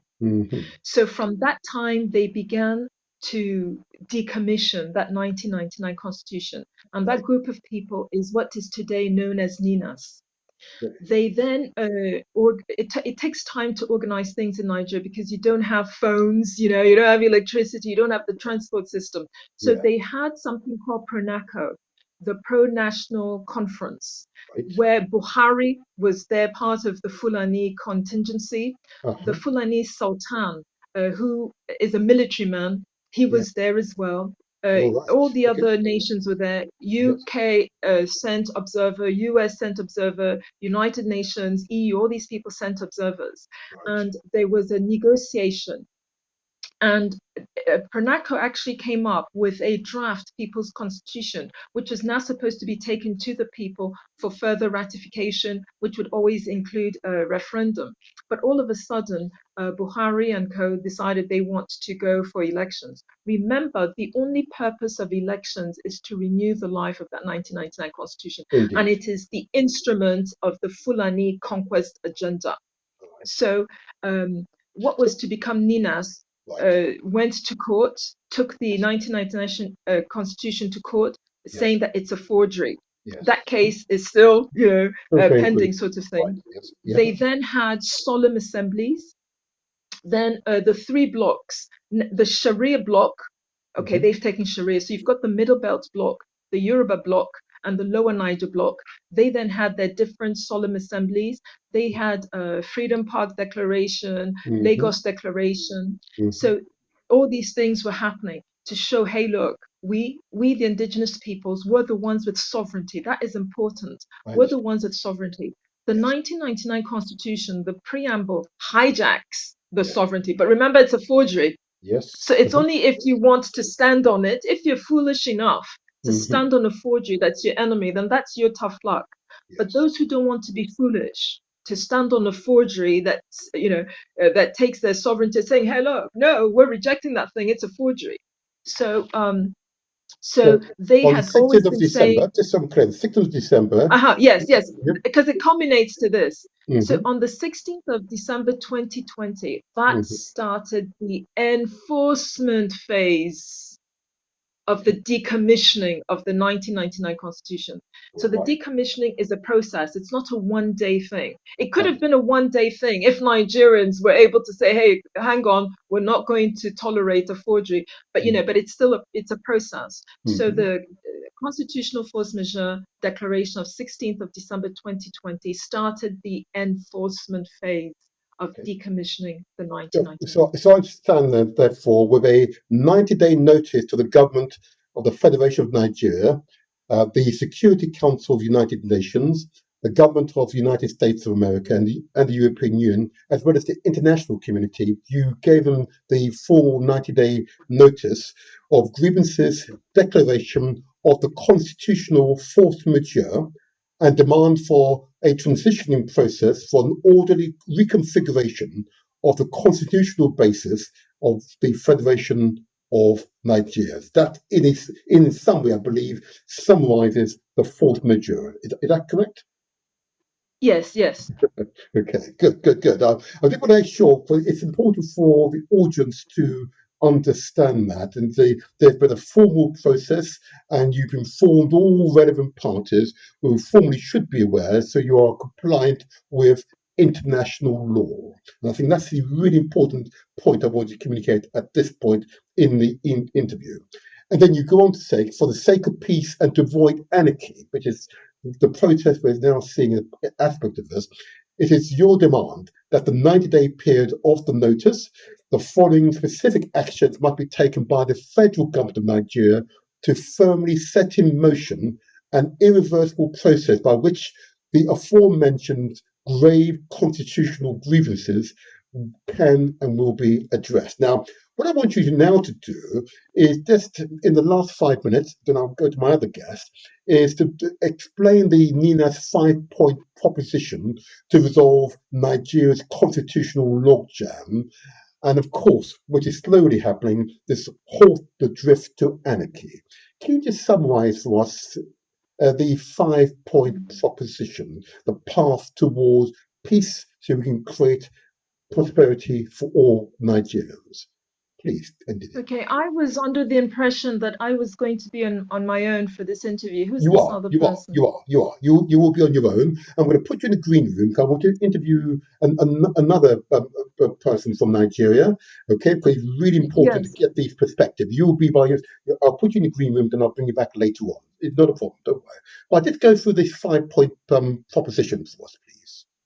The path towards a orderly reconfiguration of the place we call Nigeria. Tell well, it's of course me. the first one is to acknowledge that we Mhm, have a constitutional grievance because yes. when what creates a union is a forgery, you really have no union. So Mhm, you have to acknowledge that. mhm, And then you have to decommission that forgery. yes. So that was number two. Mhm, And because the purpose of elections, as Nigerians have seen, none of the all elections have been rigged, and yes. none of them have brought them a better life. Because the purpose of elections is to renew the life of that constitution. Yeah. So the Mhm, third one is to suspend any further national elections under that constitution, yes. 1999 constitution. And because the 2023 voting exercise has taken place, and Yes. everybody saw that the electoral law, the new one, was tossed aside. The Indeed. 1999 constitution itself, forgery though it is, Yes. INEC tossed it aside because you have the 25% requirement, minimum requirement FCT. Yes. So that means that it's got an untenable outcome.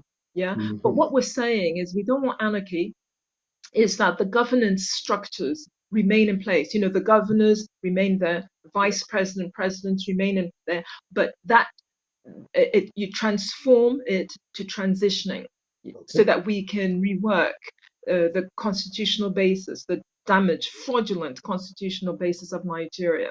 Okay. And point number four is that the constituent peoples of Nigeria, that means those with the sovereignty. That word Mhm, sovereignty is important. yes. So those of the sovereignty will then sort of work out what manner they want, the modalities for Mhm, transitioning. Yeah. yes. So that's Mhm, point number four. yes. Point number five is we now announce a time bound 2-stage transitioning. And it's got to be a two-stage process, because we have to follow the process that happened in the 1950s and international best practice for this. So the stage one, just as was done before independence, is that ethnic nations in formations of their choice, that means in blocks, they would first make their regional constitutions. If we go back to what we had in the 1950s, you had three regions: Northern region, Eastern region, Western region. They already had their regional constitutions. Yes. Before they went to Lancaster House to say, okay, we want to be in a union. Then they now did an extra constitution, the federating one. Yeah. So we do the same. So the first step is that ethnic nations in formations of their choice would first have their constitutions. Right. After that, stage two, there will now be those the blocks. Those blocks would now have their referendums to vote whether they want to be in a union of Nigeria or not.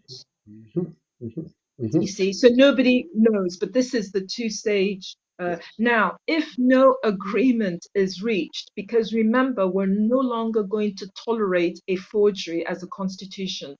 If no agreement is reached, the default position is independent successor countries. Now, this is the 21st century, so it's not going to be, 1,000 little countries. No, they'll be in formations of their choice. Okay, that means in blocks. Yes. There'll be in formations of their choice, and then the people will then have independent successor countries.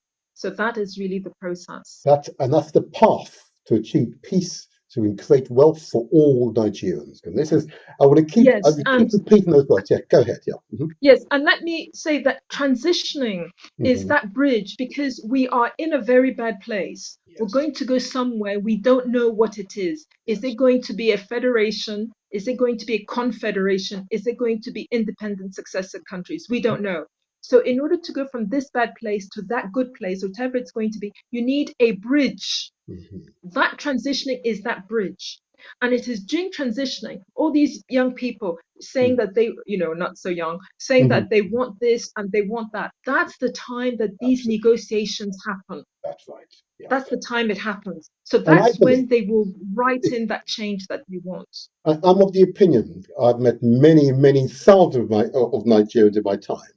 And Nigerians is a country full of people with high qualifications. Yeah, they are highly educated. They have the mental ability to, first of all, do that transitioning from I'm this and you're that.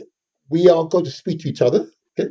We want peace so we can create wealth for all Nigerians.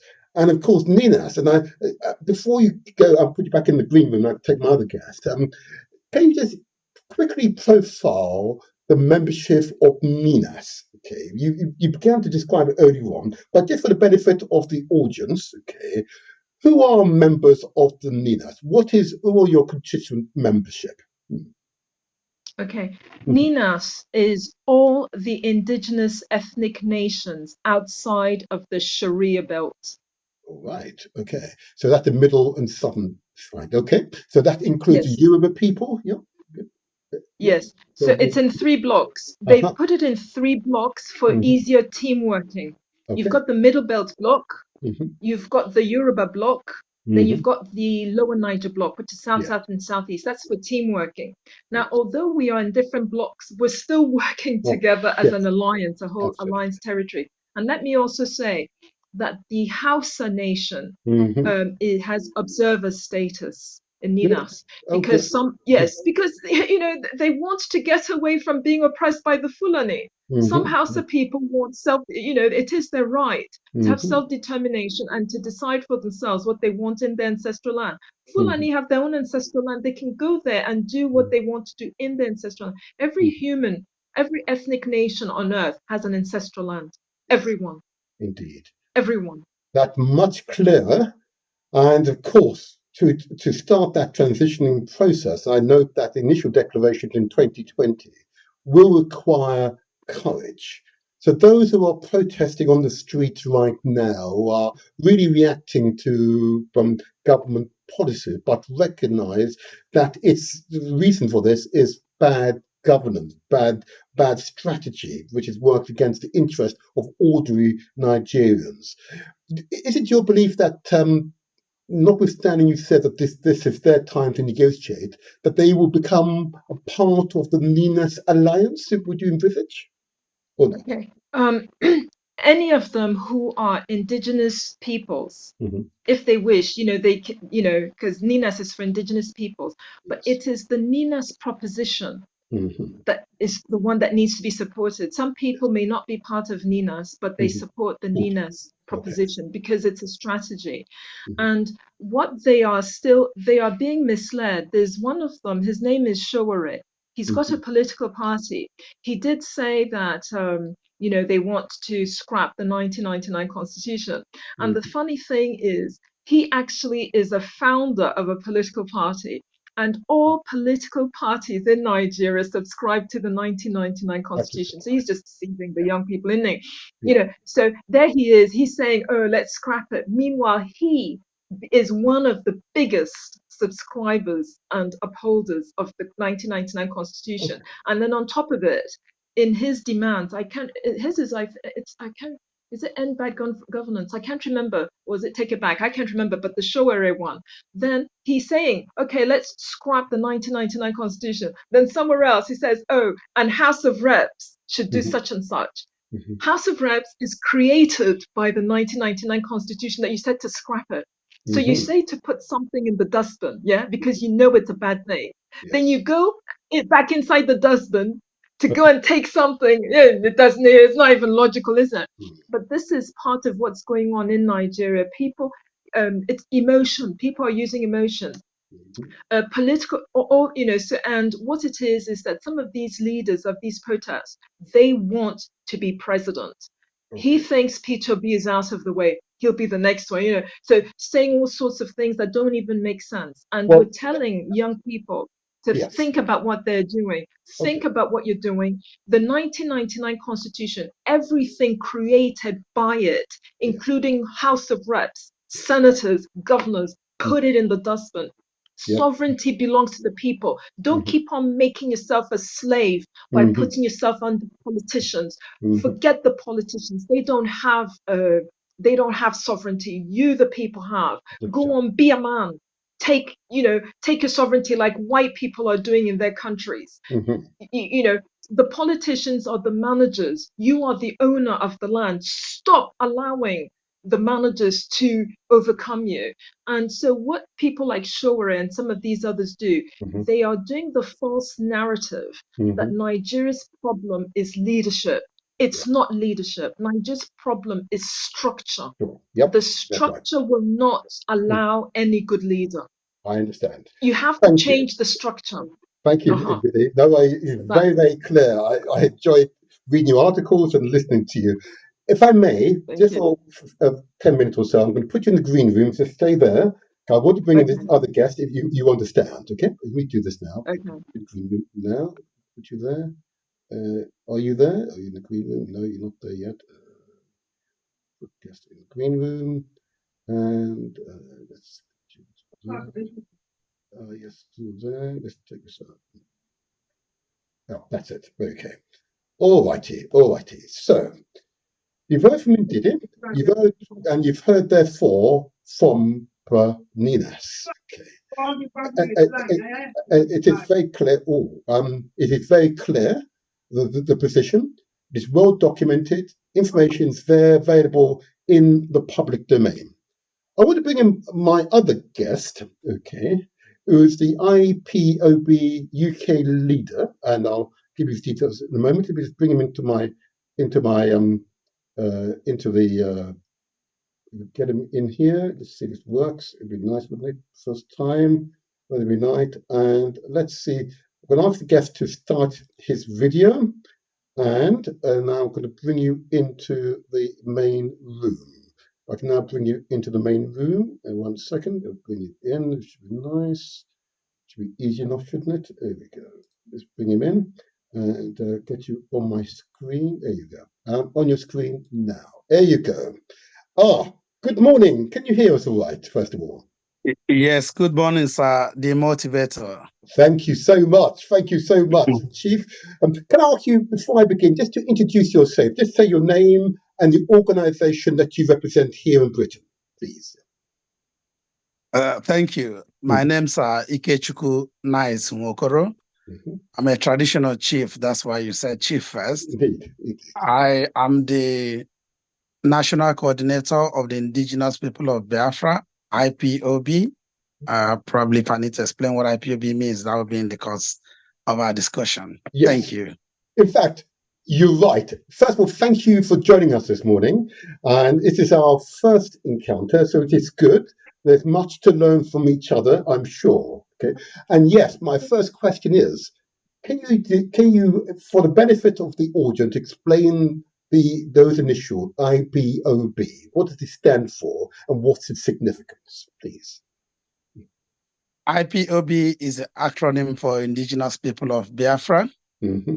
By definition, and I was listening to Nina, so I thank my sister immensely for her insight. Yes. I do agree with a lot of what she said, but we are on a different trajectory. So as Indigenous people of Biafra, Biafra is a nation that existed long before 1914. Indeed. When the amalgamation of the Southern Protectorate and the Northern Protectorate became what is now known as Nigeria. Yes. That country had been in existence way back many years, hundreds of years before that amalgamation. So IPOB is a movement, is not an association. I want to emphasize this, is not an organization in the sense of the dictionary definition of organization, but is a movement for the self-actualization and restoration of the sovereign state of Biafra, which existed before the amalgamation, and which also existed as an independent country, though briefly, between 1967 and January 15, 1970. So IPOB came into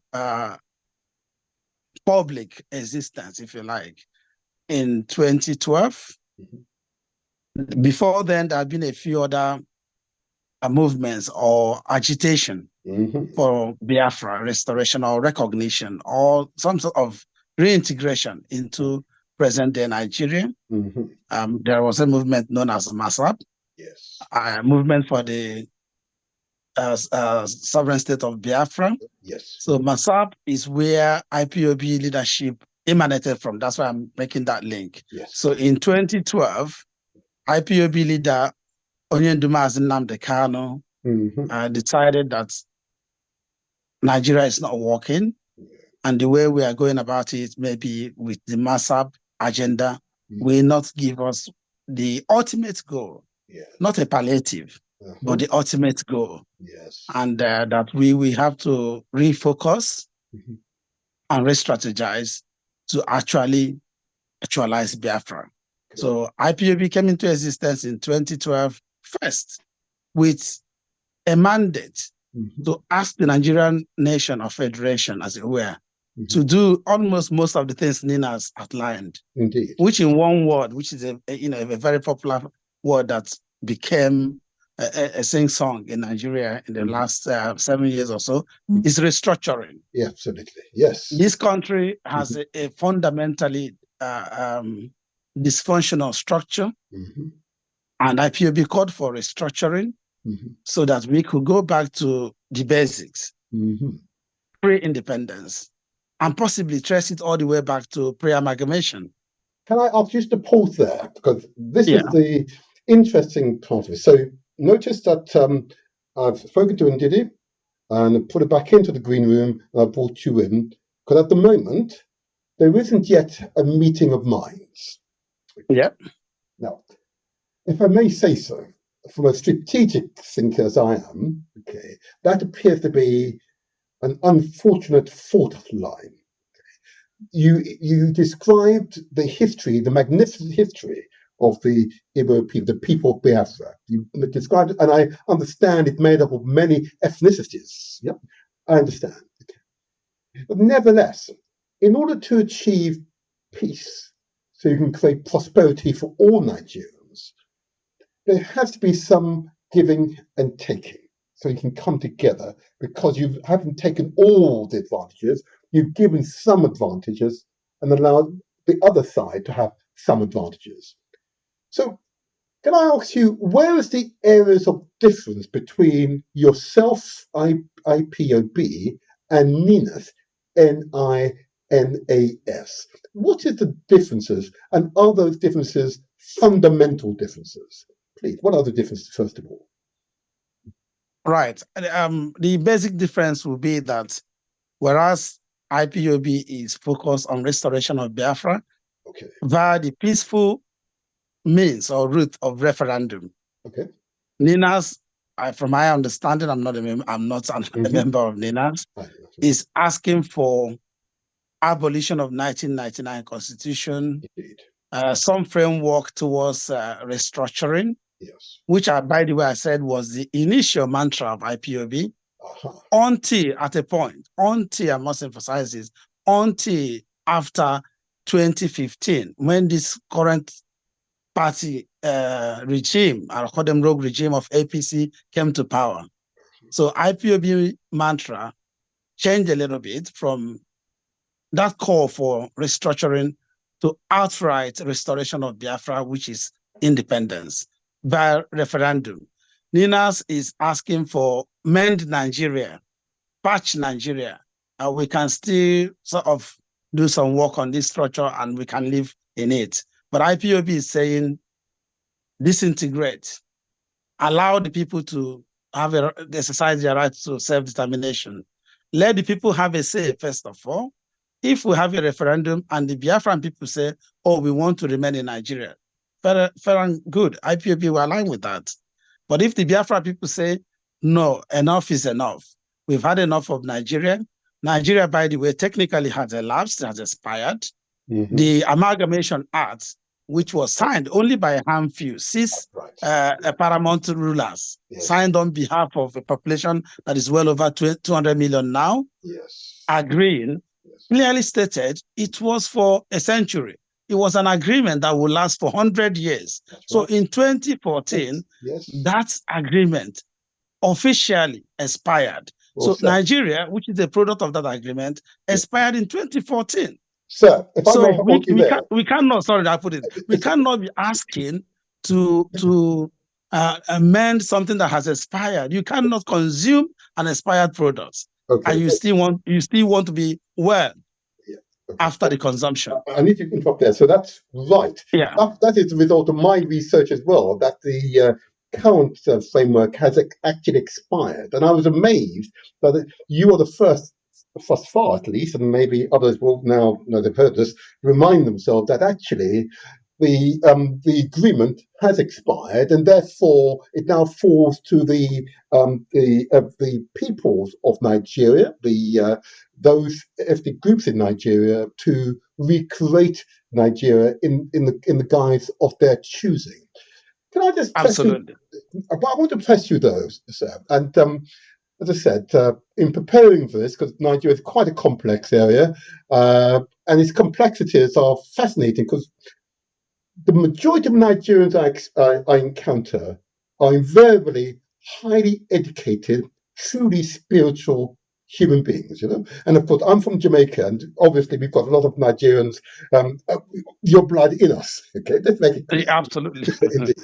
Okay? You are probably a Biafran as well. Oh, I've been told that many a time. Don't you worry. But nevertheless, it therefore seems almost incredulous to me as an outsider looking in that the narrative you just highlighted is very, very similar in all respect, 95% in all respect, the NINAS narrative. Okay, with this slight emphasis on Biafra, whereas NINAS talks about the entire region, which includes Biafra and beyond, because they are an alliance of peoples. Yeah. So my question to you Because Biafra in itself is a series of ethnic groups that share a common origin. That I understand. But it does seem to me that the narrative is so close with persons with your both professional and social qualifications, you are able, more than able, to overcome what is a matter of details not sufficient to break up, I'm going to call it the marriage of all Igbo peoples. Because at the moment, you're wanting to emphasize the difference, but that difference is, forgive me for saying this, relatively small compared to the big prize, which is unity amongst the peoples. So you create peace and prosperity for all. Is my analysis incorrect? And tell me why my analysis is incorrect if it is so. Yeah, I wouldn't say your analysis is incorrect, but there are a few points there that I want to explain a little bit more. Maybe we can understand where the differences lie. As I said, IPOB is for the peaceful restoration of Biafra via referendum. And also when you talked about Biafra, Nigeria continues to redefine geographically what is Biafra. But originally, as I said, we know Biafra, the territories or the nationalities that make up Biafra. It goes beyond the Southeast, which is the narrative that's been painted in the last few years.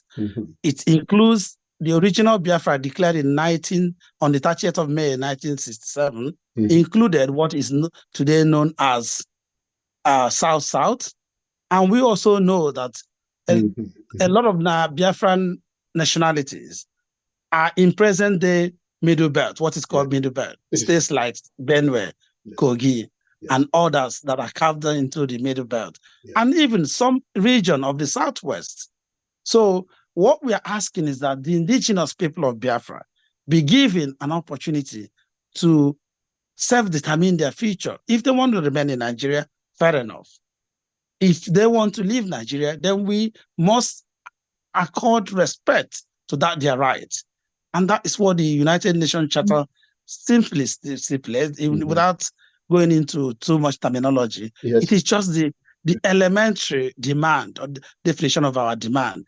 Then in terms of what we can do together or in collaboration with NINAS, obviously there are, but then there are other indigenous nationalities outside of Biafra, which are under the umbrella of NINAS, who have a right of self-determination themselves. And I want to posit as well that whereas NINAS is saying that the default line or the big problem, the big elephant in the room with Nigeria is the 1999 Constitution, IPOB differs a little bit in the context that the 1999, well, it's a military decree, which they termed Constitution, was not the first time or the first constitution that sort of institutionalized the thought of the amalgamation. We have the 1979 Constitution, we have the 1963 Constitution, the Republican Constitution, we have the pre-independence Constitution.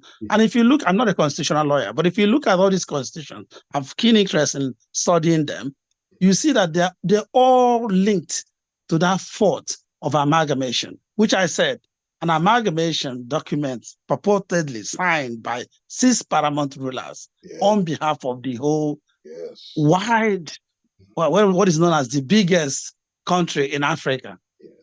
Only 6 paramount rulers selected by British colonial masters, district officers, met and signed it. Then Lord Lugard superintended over it and presented it to the house, and I know, and I don't know how they did it, but it's a fantastic achievement by him, because how you could hoodwink a whole people, and just come up with that, and continue to maintain it for 100 years and beyond. I caught my cap for you. You must be superhuman to do that. So we are saying enough is enough. One is has expired. This government that we are talking about now, APC government, has only been supervising what I call a post-mortem. Nigeria, if he was an animal or a living being, has died, has expired, is dead. So all we've been doing is conducting a prolonged funeral service for a dead horse, literally. I now ask you then, thank you, because again, you're still making the Nina's points, but with a slight different emphasis, but still the Nina's points. And if that British man, Lord Lugard and others were present, and if they wanted to serve the interests of Britain, they would find a solution to merge that narrative, I believe. But I believe, in fact, I know that amongst the Nigerian people, whether it be Igbos or Yoruba, Hausa, or indeed Fulani, okay, you have amongst you both the diplomatic, the oratory skills to find peace so you can create prosperity for all Nigerians. And I repeat those words, peace to create prosperity for all Nigerians, because that is the strategic objective. There are these other objectives I understand, but those strategic objectives should never be subordinate to the other objectives which you've outlined. And if I may, and it's conscious of time, I've maybe got another 3 or 4 minutes, and we may need to get you back for a full interview, because there's much more I've studied on the IPOB, if I may. Yourself and Nina have your positions, which is clear. 95% or so of your objectives are aligned. The focus on Biafra, absolutely get, but of course the 5-point proposition put forward by Ninas and point 4 says the constituent people of Nigeria to work out the modalities for transitioning. In other words, the people of Biafra will decide how to transition from the current state of affairs to a state of affairs that best suits the needs of your people. In other words, the mechanism to achieve your outcome is there as set out by Ninas. I have not seen a similar authoritative piece of work by IPOB, and maybe you, through our discussion, I may be put right in that regard, but I have spent a good few hundred hours studying both organizations and other peoples of Nigeria. So I will speak directly to members of both the Yoruba and Hausa peoples of Nigeria shortly. But what I see is more than 95% agreements between yourself and Ninas, and the differences are, I'm not going to say nuance, but they're not sufficient to warrant the separation. Okay. I urge you to find peace so you can create prosperity for all Nigerians. Go ahead, please. Yes, I don't know if time will permit me for a passing shot. Of course. We are for peace, absolutely. The point 4 of Nina's demand proposition, as they called it, clearly should also recognize the option of self-determination. Yes. Or separation. Yes. Because for the people to determine what they want, you should also give them the freedom to say, divorce. Oh, yes. I've had enough of this marriage. Yes. I want to take a leave. That is one of the options. Yes. Yes. And once that is stated, it shouldn't cause any acrimony or start war, as it were. And this has always been the situation with Biafra. Yes. Once the word Biafra is mentioned, people think, oh, secession is all about war. You cannot separate peacefully. We must go to war. There must be bloodshed. No. So what IPOB is saying in essence is let the people exercise that fundamental right of self-determination. Absolutely. And then we go from there. You know? I think it couldn't be simpler than that. Again, that's exactly what Ninas has said. In fact, if you were observing the interview earlier, that's exactly what Ndidi said. That is the people, the constituent peoples of Nigeria, in other words, yourself, that will decide the manner in which the transition to the new reconfiguration should take place. So yes, and what I can also add to that is that that is the way. That is the way. But like the saying goes, where there is a will, there is a way. There is a way here, but there's no will. There is no political will. Okay. You know, so that is the way that we are trying to get from here. And where will the way come from? We know where it's supposed to come from, but it's not coming. You and I. So maybe it's a discussion for another day. It's indeed another day. You and I are going to speak on this one. But I'm extremely hopeful for a country that must not fail. Yeah? Nigeria, whatever configuration, it must not fail. The hopes and unfortunately, Nigeria is already a failed state. Well, I'm not going to use that language. I'm not going to use that language. Well, I'm allowed to use it, and I can prove it. I'm not going to use that language. What I am going to say, though, is that successful organizations, successful people apply a mindset, a framework that enables success to succeed. Okay. And therefore, it starts with your narrative. You're opening a narrative that creates the impression in people's mind, and therefore their reaction to your words, therefore uttered.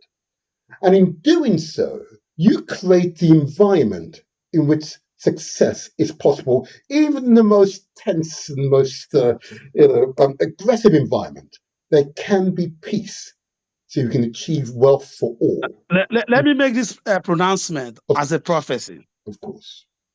In this day and age, currently, if we go back to pre-amalgamation, the component nations that will come out of Nigeria will be more peaceful. Yes. They'll be more prosperous. Yes. They'll be more progressive. Yes. And we are currently in this contraption, I prefer to call it. Yes. So why don't we try it? Why don't we go to where the error started, which is the amalgamation? Why don't we go our separate ways? I tell you, if Nigeria was an European country, given all these historical antecedents we've been going back and forth, the European Union would have intervened and they would have gone their separate ways. And after 10 years, you will see that each and every of the country that have emanated from this federation will be more successful. Statistics will prove it. Yes. The standard of living of the people will prove it. Yes. And there will be every evidence across the line. Okay. And that's what IPOB stands for. We stand for peace. Yes. We stand for progress. Yes. We stand for prosperity. Biafrans are people who are endowed with these natural virtues already. Agreed. But we have been suppressed that we cannot actually actualize it under this, not just the constitution, but the contraption called Nigeria. And of course, in order to achieve this, you need alliances, cooperation of others. And that's what I mean by the mindsets, the framework, so that they respond appropriately. You and I are definitely going to speak, but I need to close this part of the interview now. I want to thank you for your few moments you spent with us. It's been extremely informative. And I hope for those of you who are listening, an empowering experience as well. Thank you, sir. Thank you very much. I'm really motivated. I look forward to our next meeting. Yeah. We will. Thank you. Thank you. Bless you. Bless you. Wow. Isn't that an example of what is possible? Let me just take you there. What is possible when, of course, you provide opportunity for growth. Yep, sorry, let me just take you out of my slide. I might need to just take you there. There you are. I've got you now. Okay, yeah, there you go. So, there you have it. There you have it, people. And you've had two sides of the same coin. Okay, it is quite remarkable. They are speaking the same narrative, but are only now going to start genuine negotiation. I still got a call on the line. I haven't officially opened the calls, I must say. Oh, I've got Nana Bonsu. Can you hear us? Yes, I can hear Greeting. you. You know, I've only got 3 minutes, so as it's you, so I'll let you speak. Okay, indeed. I'm going to put a spanner in the works. Okay. The beneficiaries of the disturbance in Nigeria, any African country, is the colonial. Indeed, yes. You're right. Yeah. They are still benefiting from Nigeria. Britain is still benefiting from all the colonial lands that they have stolen. The French are from Burkina Faso, Niger, Mali, and now Senegal, which remove themselves from the French. You know, I feel it from my family, Biafra, and all the people up in the north.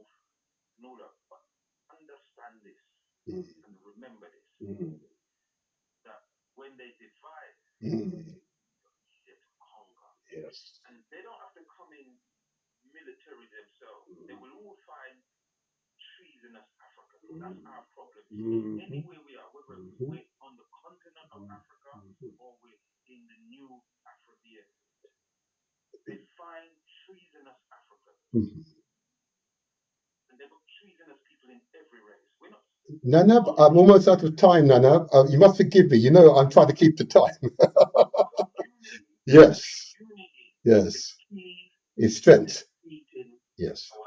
Yes. Find a way that you all can coexist, Mm-hmm. and as the motivator said, that you can all benefit from the wealth of Nigeria. Praise Jah, Rastafari, press assurance. Thank you for the call. Thank you for that call. Wow, wow, there you are. And there you have it. We are making progress. We are making progress. Where there's a will, there's a way. Yeah?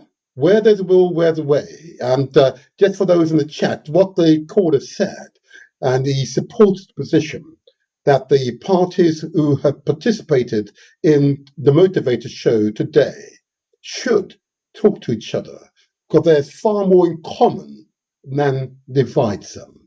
That is the point Nana Bonsu has made. Yeah, there's far more in common than divides them.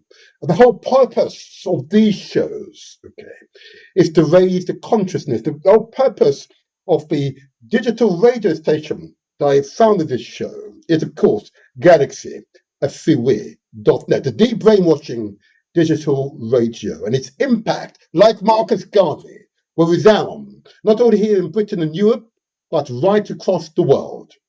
Praise Jah, Rastafari. And I'll say, bless assured, I'll say to you all, remember what Ndidi said. I'm going to put up a wonderful, inspired article on my screen again. Given the state of Nigeria and indeed Africa, I think people haven't yet made the mental link that they are responsible for the kind of existence they hand over to their children. Yeah, profound, huh? Profound. That's why I need to get it back very, very soon. Truly an inspired African woman. I always listen carefully to inspired people, and that is truly an inspired African woman. And if you haven't read her articles, I urge you to actively seek out her articles. But I would have thanked my guests this morning because they've informed and empowered us all. And there's hope for the future. Yes, Nigeria is going through trials and tribulation in its current formation, but the last speaker, prior to Nana Bonsu, was very clear. The agreement with Britain expired in 2014. In other words, there's no agreement in place. Therefore, it's up to the constituent peoples to create a new relationship, to create a new constitution. So therefore, Ninas is right. Peace is possible, and we can create prosperity for all Nigerians, all peoples across West Africa and across the entire continent. Peace is within your grasp. Let it happen. This is the Motivator. This is where we translate our words into action, and where success is ours for the taking. And to the next strong, I remain yours faithfully. There you go. The Motivator Show. The internet's most inspirational podcast. Every Saturday morning from 8 to 10 a.m. The Motivator Show. Nigerian International Virtual Town Hall Meeting. Messages for the President. President Bola Ahmed Tinubu, leader of the APC, All Progressive Congress Party. Issues of concern: cost of living crisis, bad governance, violence in society, the Naira is weak, uncertain electricity supply. Where are the jobs? We are hungry, Mr. President. That is why we are protesting.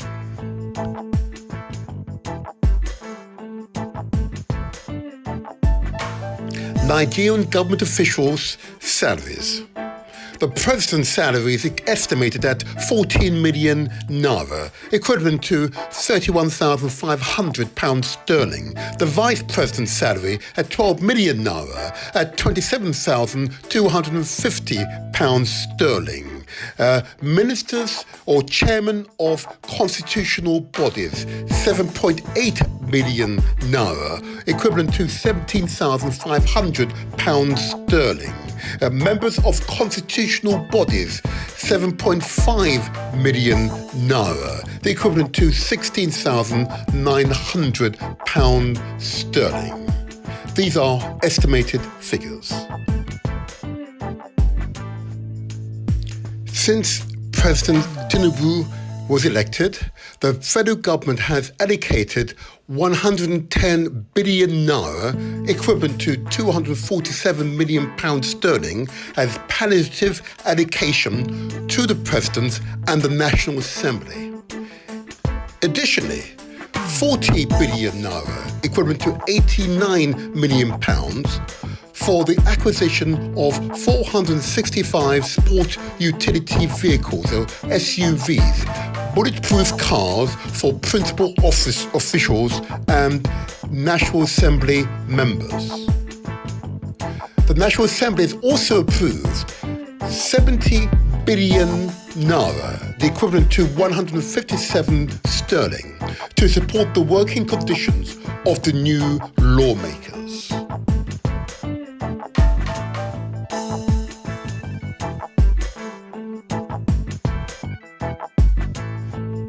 Nigerian lawmakers have chosen to keep secret their actual annual income. However, it is believed they can claim for 100% of their living expenses. In addition, claim medical and travel costs. Consequently, Nigerian lawmakers are insulated from the effects of their policies, such as what impact abolishing fuel subsidies will have on Nigerians' standard of living.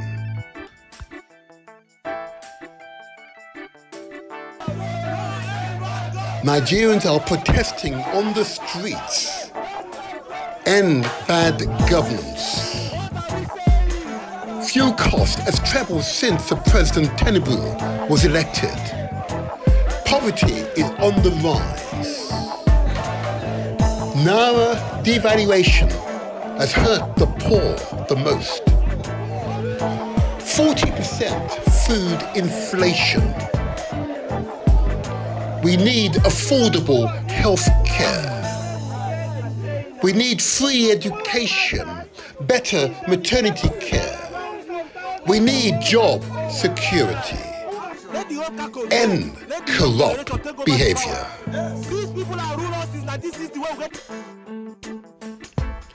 Hereby declare a sovereignty dispute with the Federation of Nigeria, as represented by the federal government of Nigeria, on account of our rejection of the imposed 1999 Constitution of Nigeria, whose authorship was fraudulently imputed to us by the preamble to that Constitution, in its false claim that we are the people made enacted and gave to ourselves the said 1999 Constitution, with a further lie in that the same preamble that we had firmly and solemnly resolved to submit our people and our land into the Union of Nigeria.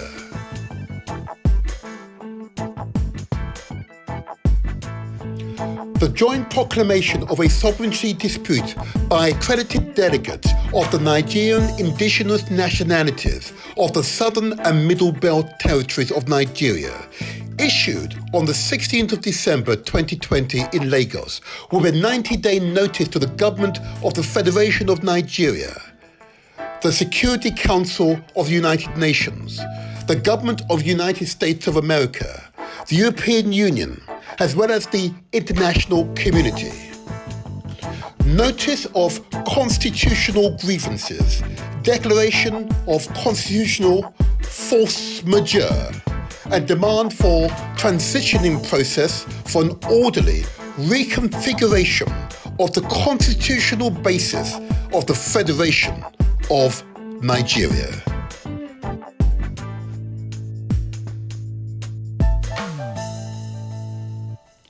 For the sake of peace and to avoid anarchy, it is our demand that in the 90-day period of this notice, the following specific actions must be taken by the federal government of Nigeria to firmly set in motion an irreversible process by which the aforementioned grave constitutional grievances would be addressed.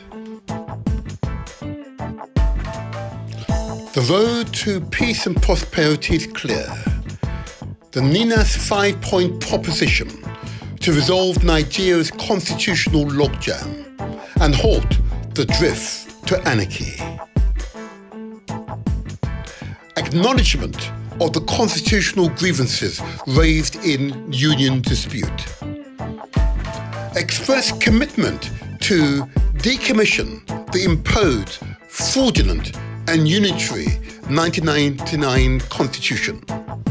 Express commitment to suspend further national elections under the 1999 Constitution.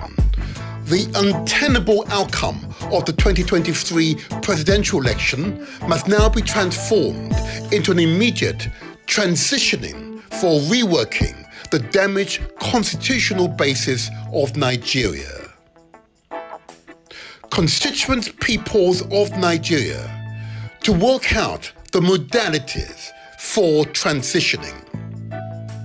And lastly, announcement of a time-bound two-stage transitioning commenced with regional referendums for constituent components to recommit to or opt out of the Nigeria Union. Then distillation of terms of union depending on outcome of the referendums. Join the Nigerian International Virtual Town Hall meeting, Messages for the Presidents, President Bola Ahmed Tinubu. Send your messages to the President live on The Motivator Show. Your future is in your hands.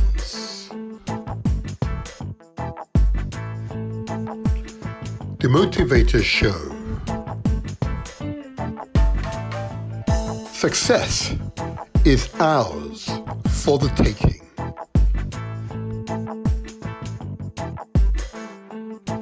Subscribe to our YouTube channel. It's free. Press the like button and don't forget to leave a comment.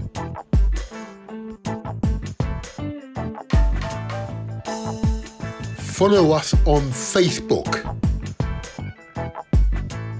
Give us the thumbs up and share with your family and friends.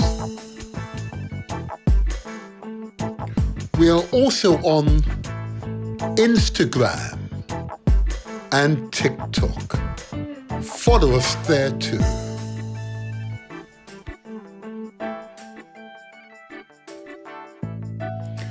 You can listen to us on galaxy.net and also Mixcloud too.